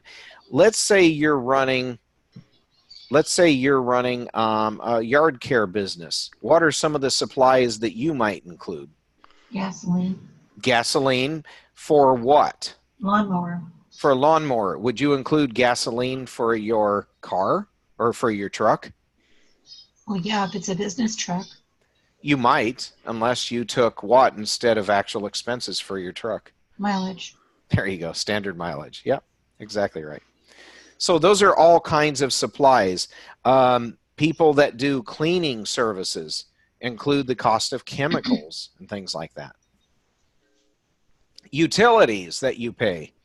Utilities you would include on a Schedule C, like let's say you rent that you've got an actual office that you rent out. You're paying the utilities in that office space, so you're going to pay for that. You're going to pay that expense, and once you pay it, let me ask you this: if you're a cash basis business and you pay it, that's when you deduct it. But what if you're a cash or accrual basis? Let's say you do it. When do you pay the utility bill? Or when do you include the utility bill in your books if you're a accrual basis? When you get the bill. When you get the bill. Exactly right, because that's the first time you know. That's when it's due. Okay. Rent. If you're renting something, and that can be an office space, that could be you're renting equipment, it doesn't matter. As long as it's being used for your business, you get to include that. You also get to deduct depreciation. And you depreciate property that lasts more than 1 year. Have we talked about depreciation already? Yep. Yes, we have. We already know what that means now. If your expense, everything back on this page are expenses, you get to expense it. You get to take 100% of all of these costs in the year that you pay it, or if you happen to be an accrual basis taxpayer, in the year that you take on the legal obligation for that. But by the way, just to keep things simple, unless I specifically say otherwise, for the rest of this discussion, I'm going to assume a cash basis taxpayer because it's easier to explain things. So on here, all of these, when you pay them, you get to expense them and put them on your tax return. But when it comes to depreciation, you don't get to buy something that lasts more than a year and expense the entire amount. You have to depreciate it over a certain number of years, right? Mm-hmm. Okay. What are some exceptions to being able to depreciate it over several years? We talked about it with depreciation. Section 179. Section 179, and if you choose not to use Section 179, you might be able to use what? Acres. Special depreciation allowance. Special depreciation allowance. And if you choose not to or cannot use either Section 179 or special depreciation allowance, you can still use regular depreciation on this. So that's all we're talking about. That's another allowable business expense. Car expenses. Well, we've talked about this already. You can take either the actual expenses if you kept good and accurate records, or you take the standard mileage if you kept some kind of written record. What is my mantra I'm saying, and I've mentioned it several times, about written car expenses if you're going to take standard mileage? What should you really have? Keep a log. Keep a log. Keep a mileage log in particular. Yeah, absolutely. You have to keep written records in either case. Even with actual expenses, you have to have records. But it's particularly important here with standard mileage that you have some kind of written record. And the one record they will never question is a mileage log that you keep day by day as you do your business. And usually car expenses are taken under the standard mileage because that's usually the best. And again, 54.5 cents per mile is what it is for 2018. Okay. So far, so good on expenses? Yes. Yeah, it's pretty simple, isn't it? I told you it gets easier. Now, there is a thing called that you can expense. It's called a business use of your home. So after you've gone through all of your other expenses, if you have any net profit after you've subtracted all the other expenses, if you still have a net profit showing, then you can take expenses for business use of your home and bring down that net profit anymore. If you have zero net profit left by the time you get to this, then you cannot take business use of a home. Business use of a home cannot create a loss in your business. So business use of a home, you can deduct a portion for a portion of your home expenses if you used a portion of your home regularly and exclusively for business purposes. Regularly and exclusively. All right, everyone, I want you to memorize the term, regularly and exclusively. That is critical. Regularly means it is a regular part of your business, your regular daily or weekly use. Some people, let's say you work from home, but you also, because you meet clients also at an office space, maybe at a, let me use a real good example here. Let's say you work from home in Portland, but once a week you go down and meet clients at an office space that you rent down in Eugene. Okay? Are you using your home regularly for business purposes in that example? Yes. Yes, you are. Yes, you are. It doesn't matter that you have another place of business. Are you using it regularly for business? So yes, you are. The next requirement is, are you using it exclusively for business? Exclusively means you cannot be using it for personal use. So what does it take to have an exclusive use? Like an office space? An office space, if you're doing an office, or maybe, again, let's go back to, let's say you're running a yard care business. Maybe you've decided to dedicate the entire garage to the tools and machinery necessary to run your business. Well, if it's all used exclusively for your business, only for your business, then it meets that part of the test. Okay. Now, does that mean, let's talk about an office as an example, because you may get a question like this. Does it have to be a separate room to be considered exclusive? Do you have to have a separate room all by itself for an office space to be exclusive? I'm going to say no, but I think that may be wrong, depending on the circumstances. So. Actually, you're 100% right. It does depend on the circumstances, but there's no rule that says you can't do that. If you, let's say you have a fairly big front room, but you need a little office space, so you actually set a little desk in the corner where you have your computer that you use for your business, and that's all you really need. As a practical matter, I tell people coordinate it off. You know, put like a little bookshelf behind it so it looks like a little mini office. That will make it exclusive. So you can have a front room that you use mostly for personal, but a little corner or a little section of it that you use exclusively for business. That's okay. That will qualify. Okay. So what is the key? What are the two key words for business use of a home? Regularly And and exclusive. exclusively. That's exactly right. Regularly and exclusively. Okay, so you have to use a portion of your home regularly and exclusively for business purposes, and it is your principal place of business. It's where you do most of your business. Let me use an example here. Let's say you have, I used to work for an attorney for years, okay, long before I got into, before I even got into tax law. He had an office, He went to work every day, worked out of his office. That was his principal place of business. He also had a little office at home, though, because sometimes he dragged work home. He just take it home in the evening and read through the stuff or whatever he was doing. On occasion he'd excuse me, he'd actually meet a client at his home office. Was his home office his principal place of business? No. No. Would he be able to include business use of home expenses on his Schedule C? No. No.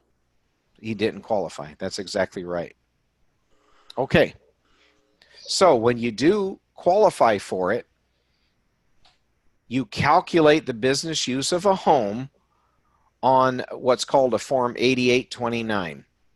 Form 8829 is called business use of home.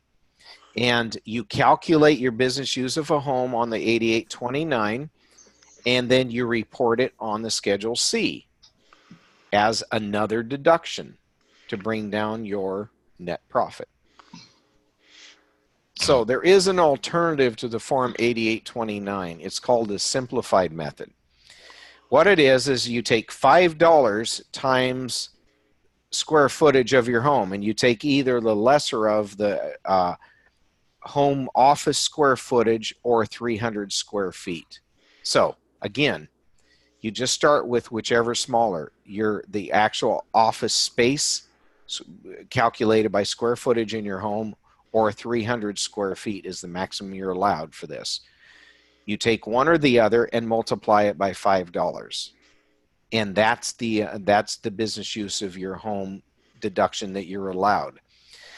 That's the alternative method. The normal method is to use the Form 8829. And give me just a second here. Give me just a moment here. So I did not give any more on there than what I just said a moment ago. So the business use of your home, my slides are a little messed up. I'm fixing it here. The business use of your home is reported on 8829 report. Then the result is reported on Schedule C. The regularly and exclusively tests must be met, and you can use the alternative to the Form 8829. Now, I want to back up to one thing that I didn't really cover too well, and that is when you've got a business use of your home, you only get to include what is the portion of your home that you use for business purposes. So this is how it's done. Let's say your total square footage over your home is 1,000 square feet and your office space is 100 square feet. Okay. 100 divided by 1,000 gives you what percentage? 10%. 10%. So that is how most people will calculate it. There are some other ways that are permitted, but I'm telling you the easiest way to defend and the way that will be the easiest for you as a preparer, always get the total square footage of the home and then the square footage of the office space and divide it and come up with a percentage. And then hold that percentage aside for a moment. Then what you do is you include, if they're renting, you include the monthly rent. You include the monthly utilities. You include a number of things that are on the Form 8829 and you add it all together, and then you take the percentage that you just calculated. So let's say that all of the business home expenses, let's say it all calculated up to be $2,000 and our business use percentage is 10%. How much are they going to deduct as a business use of a home? 200. 200, which is 10% of 2,000. That's exactly right. Okay. Other things that you can take on the Form 8829, which I'm going to get to it just so you can see it again, I mean the number. The 8829, another thing you can take on there, if you own your own home, you can actually take part of the taxes that you pay on the home every year, and you can also take part of the mortgage interest that you pay every year. Okay. By the way, another thing you get to do is you actually get to depreciate some of the value of your home and take that as a deduction on your Schedule C too if you use a Form 8829. So these are all things you get to deduct, which can really help you if you have a high amount of business Schedule C income.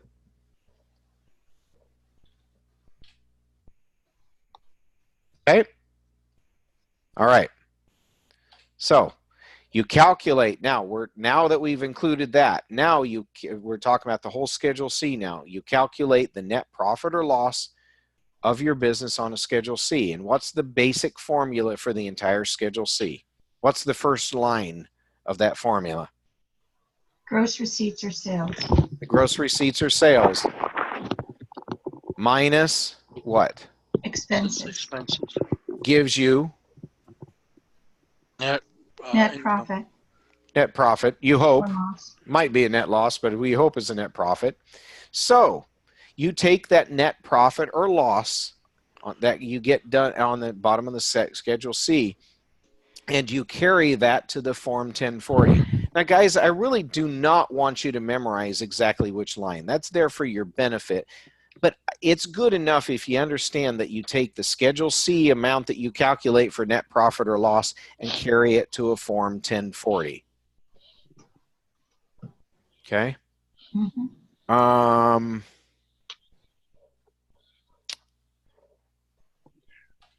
I can't remember if I covered something else in this slide. I made these slides a couple of years ago. But let's go on. So now, self-employment, we've already talked about the basics of it. There's just a few extras I want to add in that we should discuss. What about health insurance for self-employed people? When you're working for somebody else, like an employer, and they're taking out, and they're deducting your part of the health insurance premiums, are those usually pre-tax or post-tax? Remember that terminology, pre-tax or post-tax? Usually pre-tax. It's usually pre-tax, meaning if they're taking out $500 a month to pay your part of the health insurance, then that means that's $500 that you're not going to get taxed on because they took it out, and what's left over is your pay that they use to calculate the tax. So that's pre-tax. But a person that's self-employed is paying for it pre-tax or post-tax? Usually post-tax. Yeah, post-tax. In other words, they don't get it deducted. They're just having to pay it out of their pocket from money they've already earned and are getting taxed on. Well, the IRS allows them a special adjustment. It's self-employed people that have a net profit during the year who did not have health insurance available through work might be able to deduct their health insurance premiums.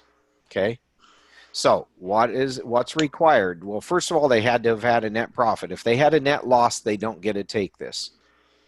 And they cannot have health insurance available through other work. Okay? If they meet both those requirements, they might be able to take their health insurance premiums as a deduction. How do they do that? They report it on Schedule 1 of the Form 1040, line 29, as an adjustment. So what do I really want you to remember out of this? That they can take a health insurance premiums as a deduction. The way they do it is it's an adjustment.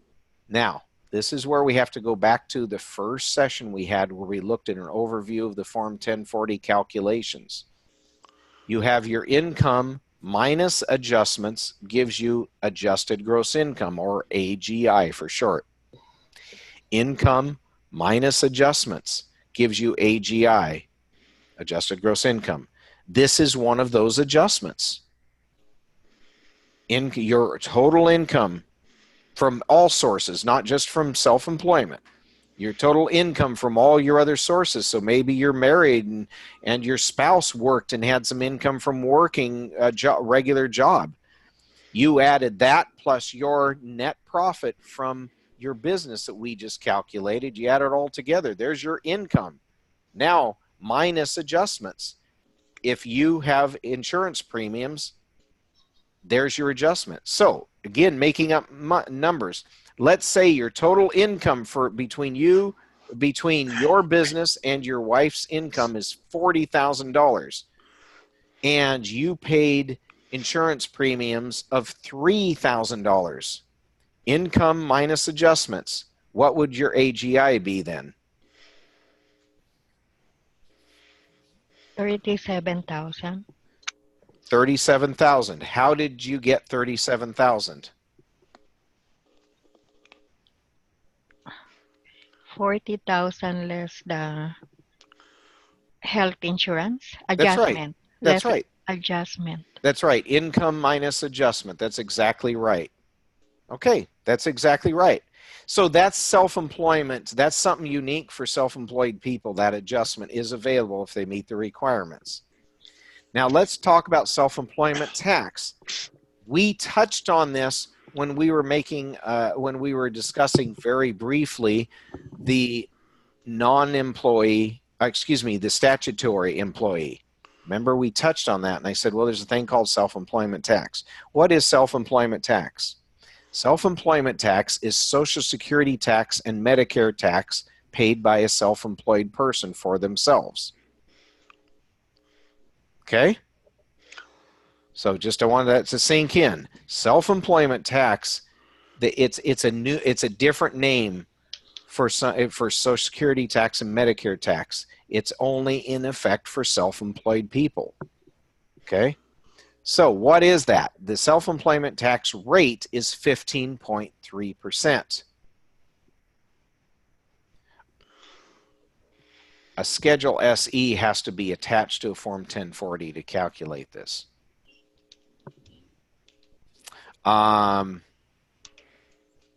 Okay, so I want to go back now a few sessions when we originally talked about Social Security tax and Medicare tax. What is the Social Security tax rate? 6%. 6. No, it's not 6%. 6.2%. 6.2%, and that's important here. 6.2%. What's the Medicare tax rate?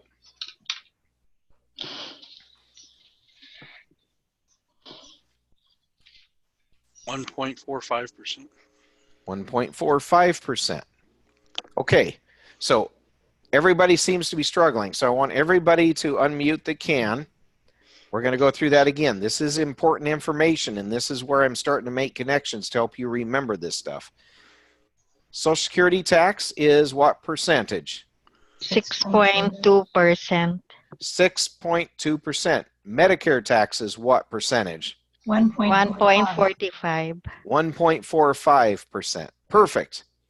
Now, if you add those percentages together, what do you get? 7.65. 7.65%. Perfect. Now I'm about to really make a connection that some of you might not have ever realized before. In just a minute, what did I tell you when you're an employee working for an employer in a regular employee-employer relationship? I said that you're paying part of it and the employer's paying part of it. Remember that? Yes. Okay. Your employer is actually taking half of the amount that they need. They're taking that 7.65%, 6.2% for Social Security tax, plus 1.45 of your wages for Medicare tax. They're taking that out of your income and setting it aside and then sending it to the government for you. But guess what? They are required by law to pay the same amount to the government on your behalf. So what percentage of your income are they paying for you? 7.65%. And how much are you paying? 7.65%. So what benefit total are you getting? 15.3%. 7.65% times 2 gives you 15.3%. What is the self-employment tax rate for a self-employed person? 15.3%. You see how they get it? Yes. Yeah. There's some other Out cool. of your wage, out of your earnings, instead of out of your employer paying it partly. Yeah. For it. That's right. That's right. And it's all that 15.3% is based on your net profit for the year that you calculate on your Schedule C. Now, I am going to tell you that actually it's not based on 100% of your net profit. They do give you a small deduction. I'm going to go into this, but don't memorize this one, okay? I want you to know this other stuff, but it should be easy for you to remember 15.3% because it's, as long as you know Social Security percentage and Medicare percentage, you can calculate all of this. That's all you got to remember, 6.2%, 1.45%. Okay, now here's what they do. If you were to take, if you take the number one, I'm trying to think how to explain this to you. It's a little hard when I can't show it to you, and I could throw up a, hold on just a second. I might be able to do this. Give me just a second. I'm going to see how I can do this.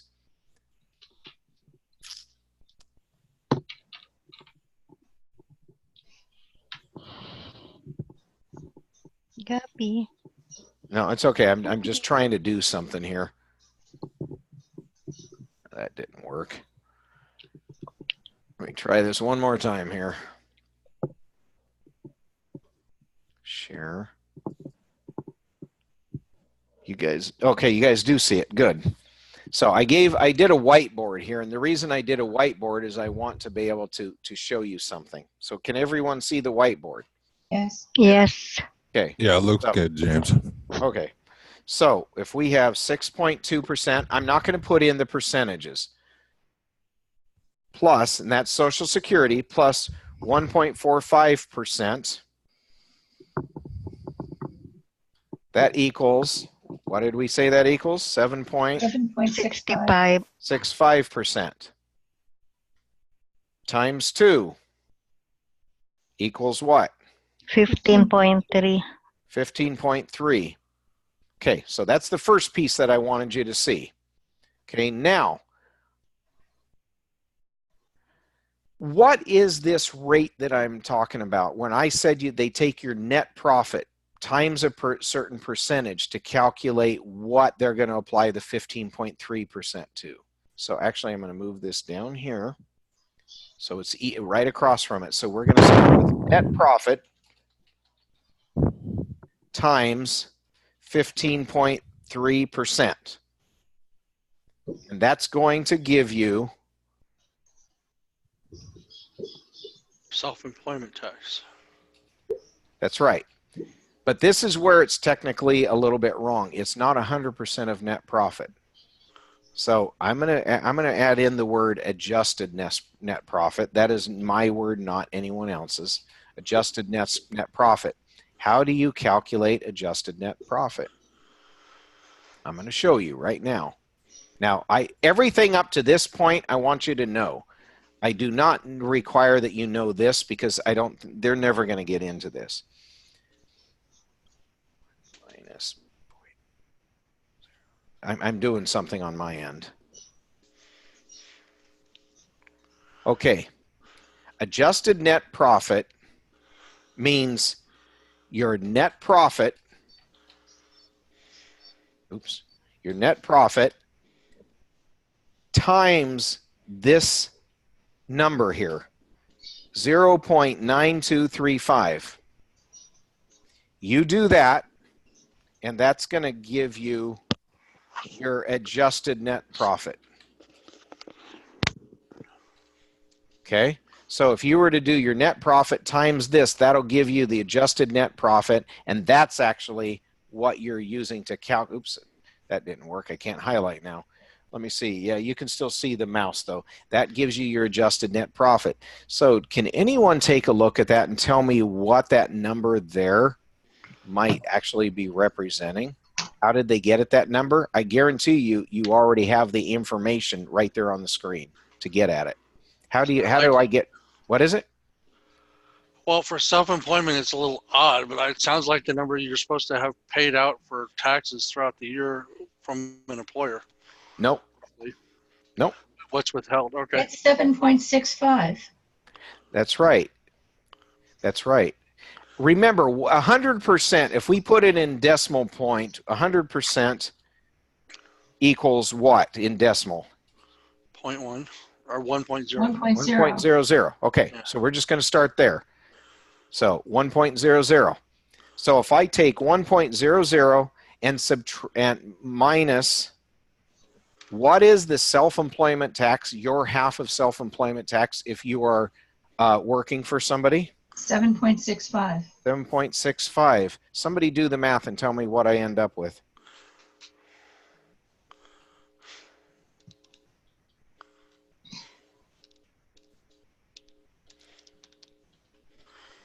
Negative 6.65.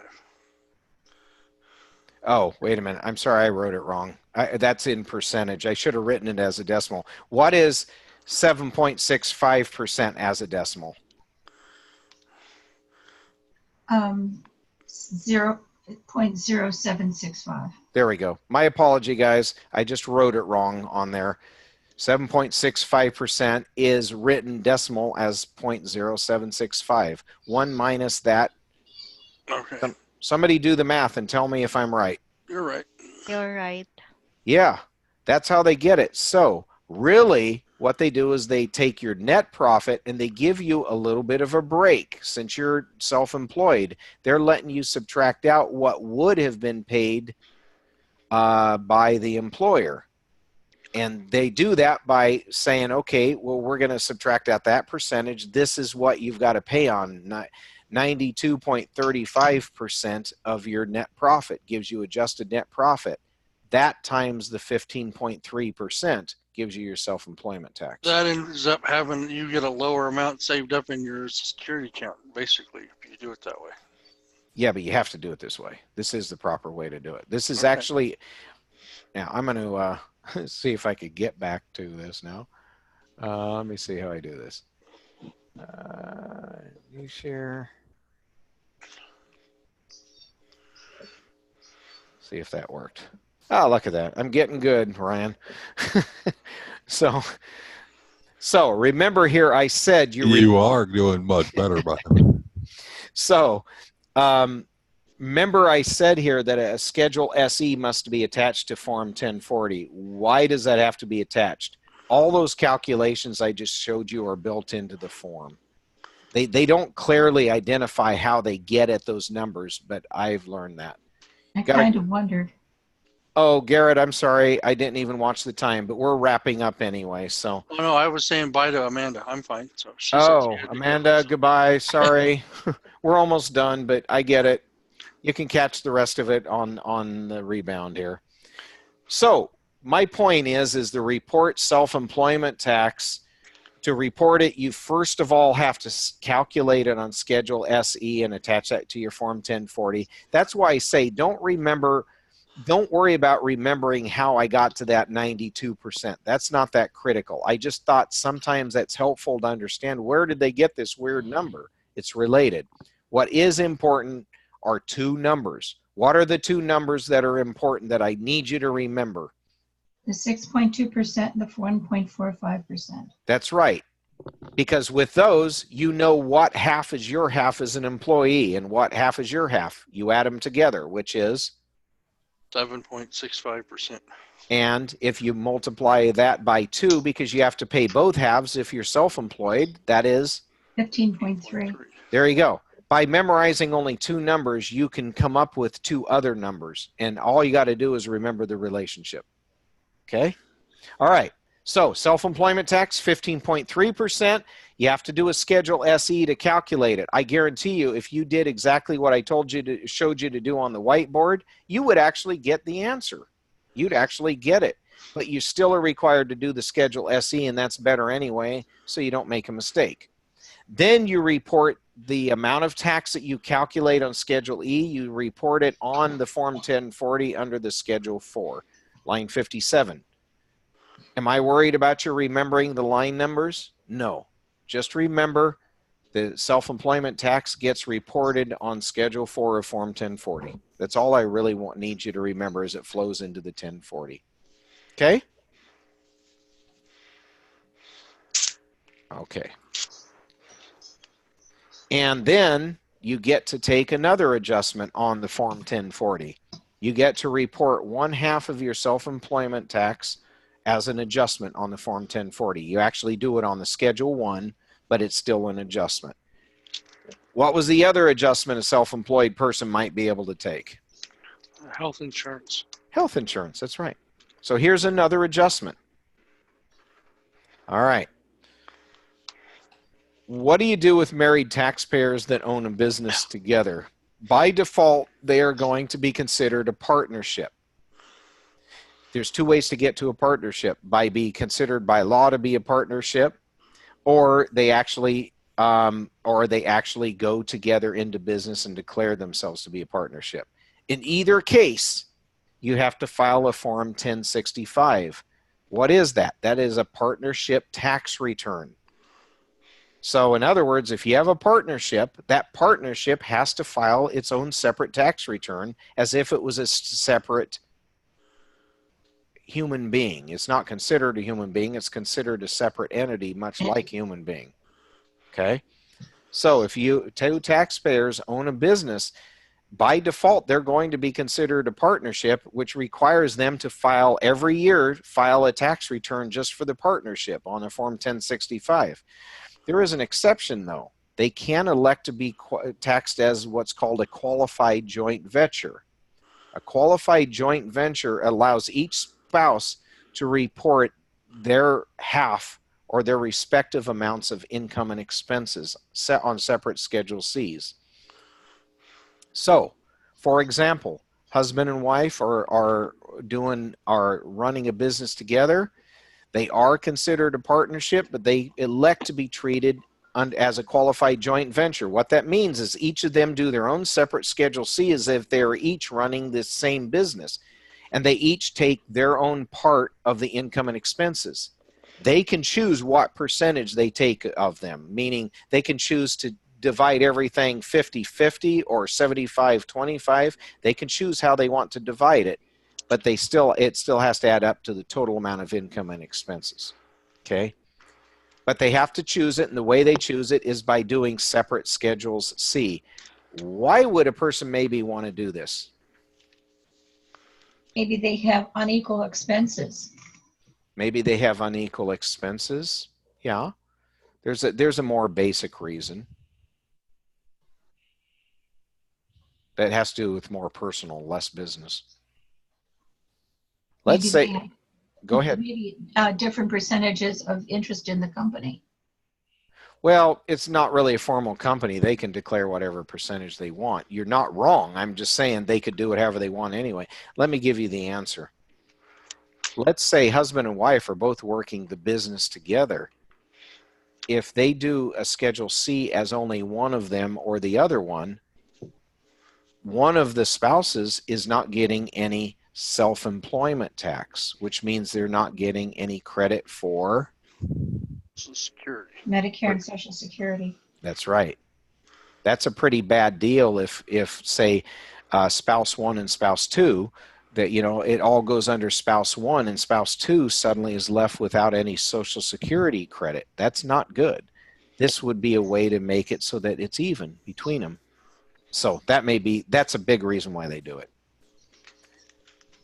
Okay, before we go into a quick practice, which I'm going to actually have you guys do on your own, before we go into a quick practice, any questions about self-employment? Because that's it.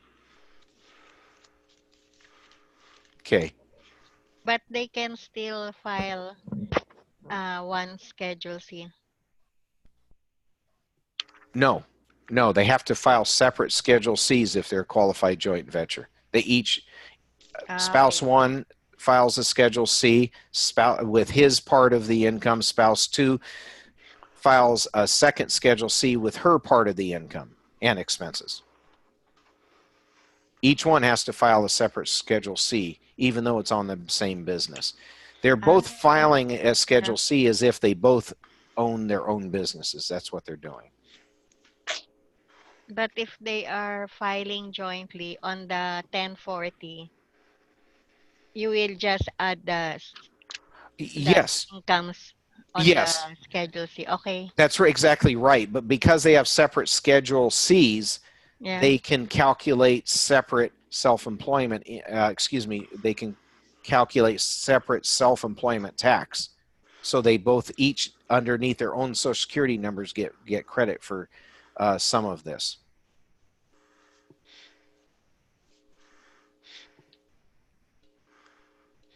Did that clarify it for you?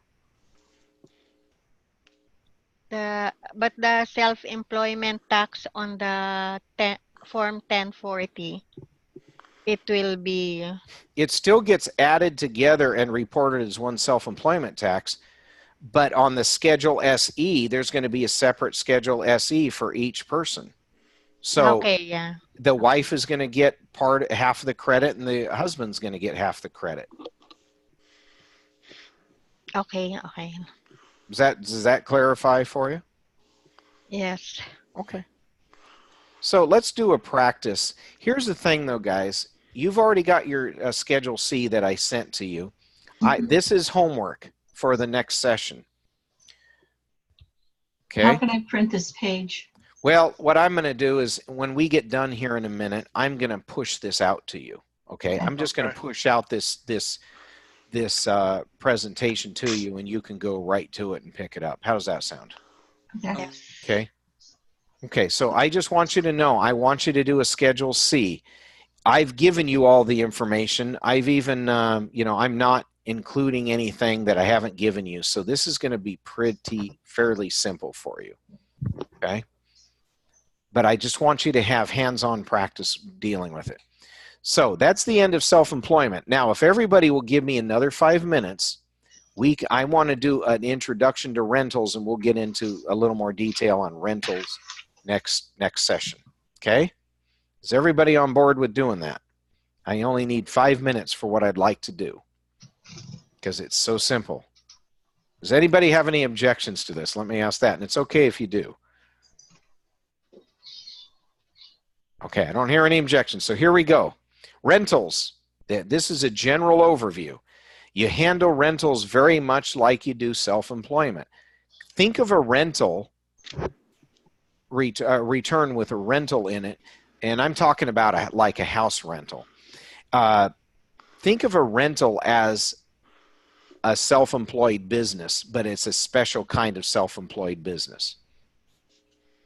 Remember to include depreciation when you do a rental.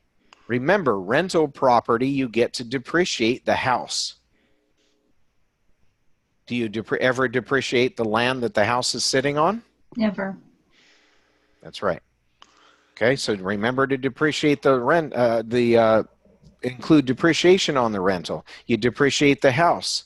You depreciate anything you put in the house that's going to last longer than a year. For example, a stove, a refrigerator, a washer dryer, a new roof. If you put a new roof on it, you depreciate that.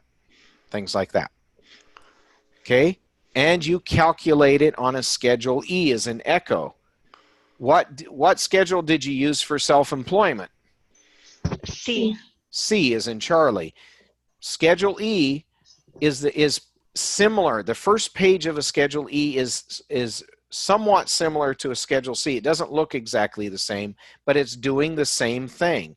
It's giving you a chance to put in all of your rental income minus your rental expenses, gives you a net profit or loss. Does that formula sound familiar?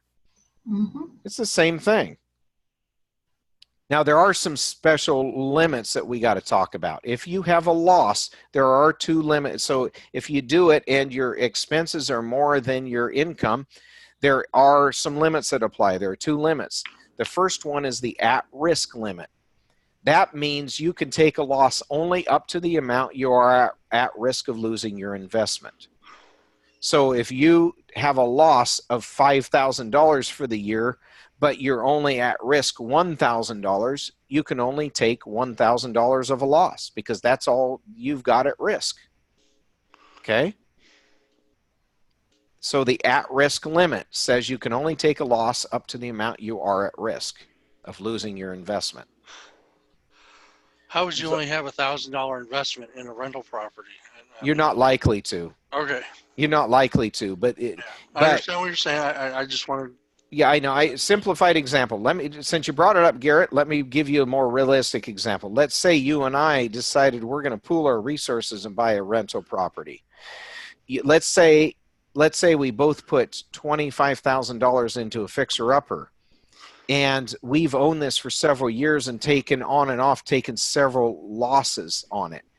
So such that we now have this year a $5,000 loss, but each of us only have left over $2,000 risk left in it. So we have a total of $4,000. You have $2,000 and I have $2,000. That means there's $1,000 we got to split between you and me that we're not going to be able to claim this year because we've used up all of what we have at risk. That can happen. Now, let me tell you, if you're losing money that bad, you probably need to be dumping that property. But, because you're going to start really losing money if you don't. But anyway, that's an example. That's called an at-risk limit. I do want to share with you, at-risk limit can come into play in things other than rentals too. Just want to share that with you. This will come into play in other things too, but not so much that we're going to have to worry about a whole lot for part 1 of the EA exam. But now you're already being introduced to something that'll help you later too. But an at-risk limit. Let's talk about the other limit. It's called a passive activity limit. Passive activity limit says usually you cannot take a loss for a passive activity. What's a passive activity? A passive activity is one where you're not actively working. So if I'm self-employed, working as a businessman, self-employed, perhaps mowing lawns, is that a passive activity or an active activity? Active. You bet it is. So this passive activity rule would not apply to that. What else is a passive activity that we have discussed early on in earlier sessions? We've talked about a few things that are passive. Owning stock, isn't that a owning stock? No, that's the one I had in mind, Garrett. Okay. If you own stock, if you buy stock in the stock market, are you actively earning it? No. No, you're just sitting there and waiting for your dividends to come in. It's a passive activity. When you have any passive activity, there is a limit. That limit says you could not take a loss for a passive activity. Do you have to include a gain? If you have a gain on a passive activity, are you going to have to include that in your income? Yes. Yeah. But generally, you cannot include a loss for a passive activity. Now, there are some exceptions to it. There are a few exceptions to passive activity limits, but there's only one I want to talk about as it relates to rentals. The others we'll talk about at another time, okay? The exception as it relates to rentals are if you actively participated in the rental, you can deduct losses up to $25,000, okay?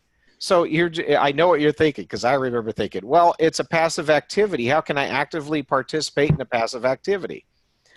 It's terminology. It is still considered a passive activity, but with active participation. And to get that on a rental, you basically, there's some specific rules, but generally you had to have been actively involved in things like collecting the rent, making the decisions about the people that are going to move in, taking care of the problems that arise, like when something breaks down and needs to be fixed. You have to be actively involved in most of that.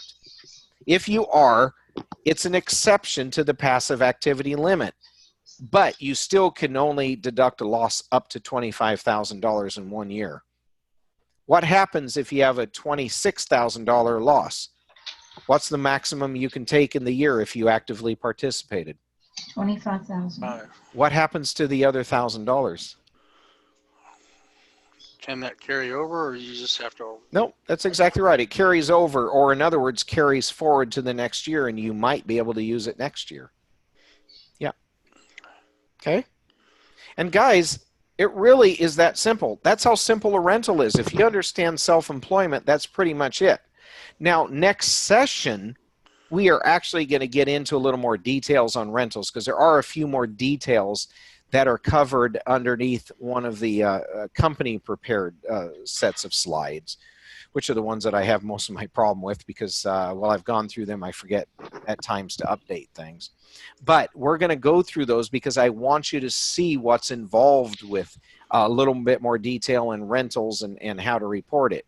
But generally, you report it on a Schedule E as an echo, which we already talked about. And it's so simple that you can already do a Schedule E, a simple Schedule E. You don't know all of the little rules. And again, we'll cover that in the next session.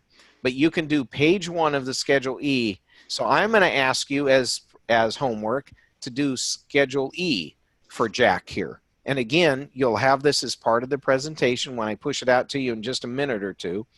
You're going to have this, and I'm going to ask you to go through and fill out a Schedule E using this information. At the beginning of next session, we're going to start out by going over this homework for the Schedule C and the Schedule E. Okay? Mm-hmm. Okay. So, and that is it. So this is what I'm going to do. Give me just a moment. I need to push this out to you. And that's what I'm getting ready to do right now.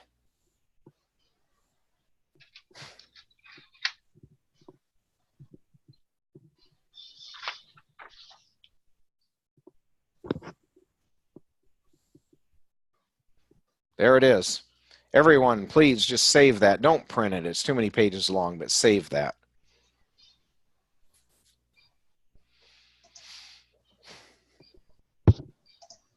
Okay. So, before we go, any questions? And then I'll give you a little bit of guidelines for the next session on the next session coming up. You said you're going to send us the stuff for the self-employment one? That's what I just sent out just now. It's on the, you got to look under your That's the tab. rental one, but I mean, the stuff to calculate the self-employment income in the previous example. It's on the PowerPoint. Just go down to the okay. PowerPoint. It's actually I just sent out the PowerPoint we just went through. Got it. And it's near the end. You'll find Okay. it. Thanks. If you have trouble getting into it, let me know in case you don't have the ability to pull up PowerPoint. But let me think here. So what I want to do next session is a residential rental property, but I wanted to show you how simple it is, because I'm not going to spend as much time going through the details of that. I just want to point out certain details that would be good for you to know. But believe me, you know enough now, you could do a rental property already. And then we're going to talk also about flow-through entities. We haven't discussed what that means yet, but we're going to spend some time on that. And a flow-through entity deals with Schedule E also. And it deals with page 2 of the Schedule E. So you're kind of seeing where we're going. So keep in mind, then, we're still dealing with Passkey Chapter 9 next session. If we happen to get done in time next session, and we probably will, we're going to jump right into talking about retirement and government distributions. In which case, you should be prepared with having read Chapter 10 as well. Okay. All right. Any questions before we call it stops for the day? No?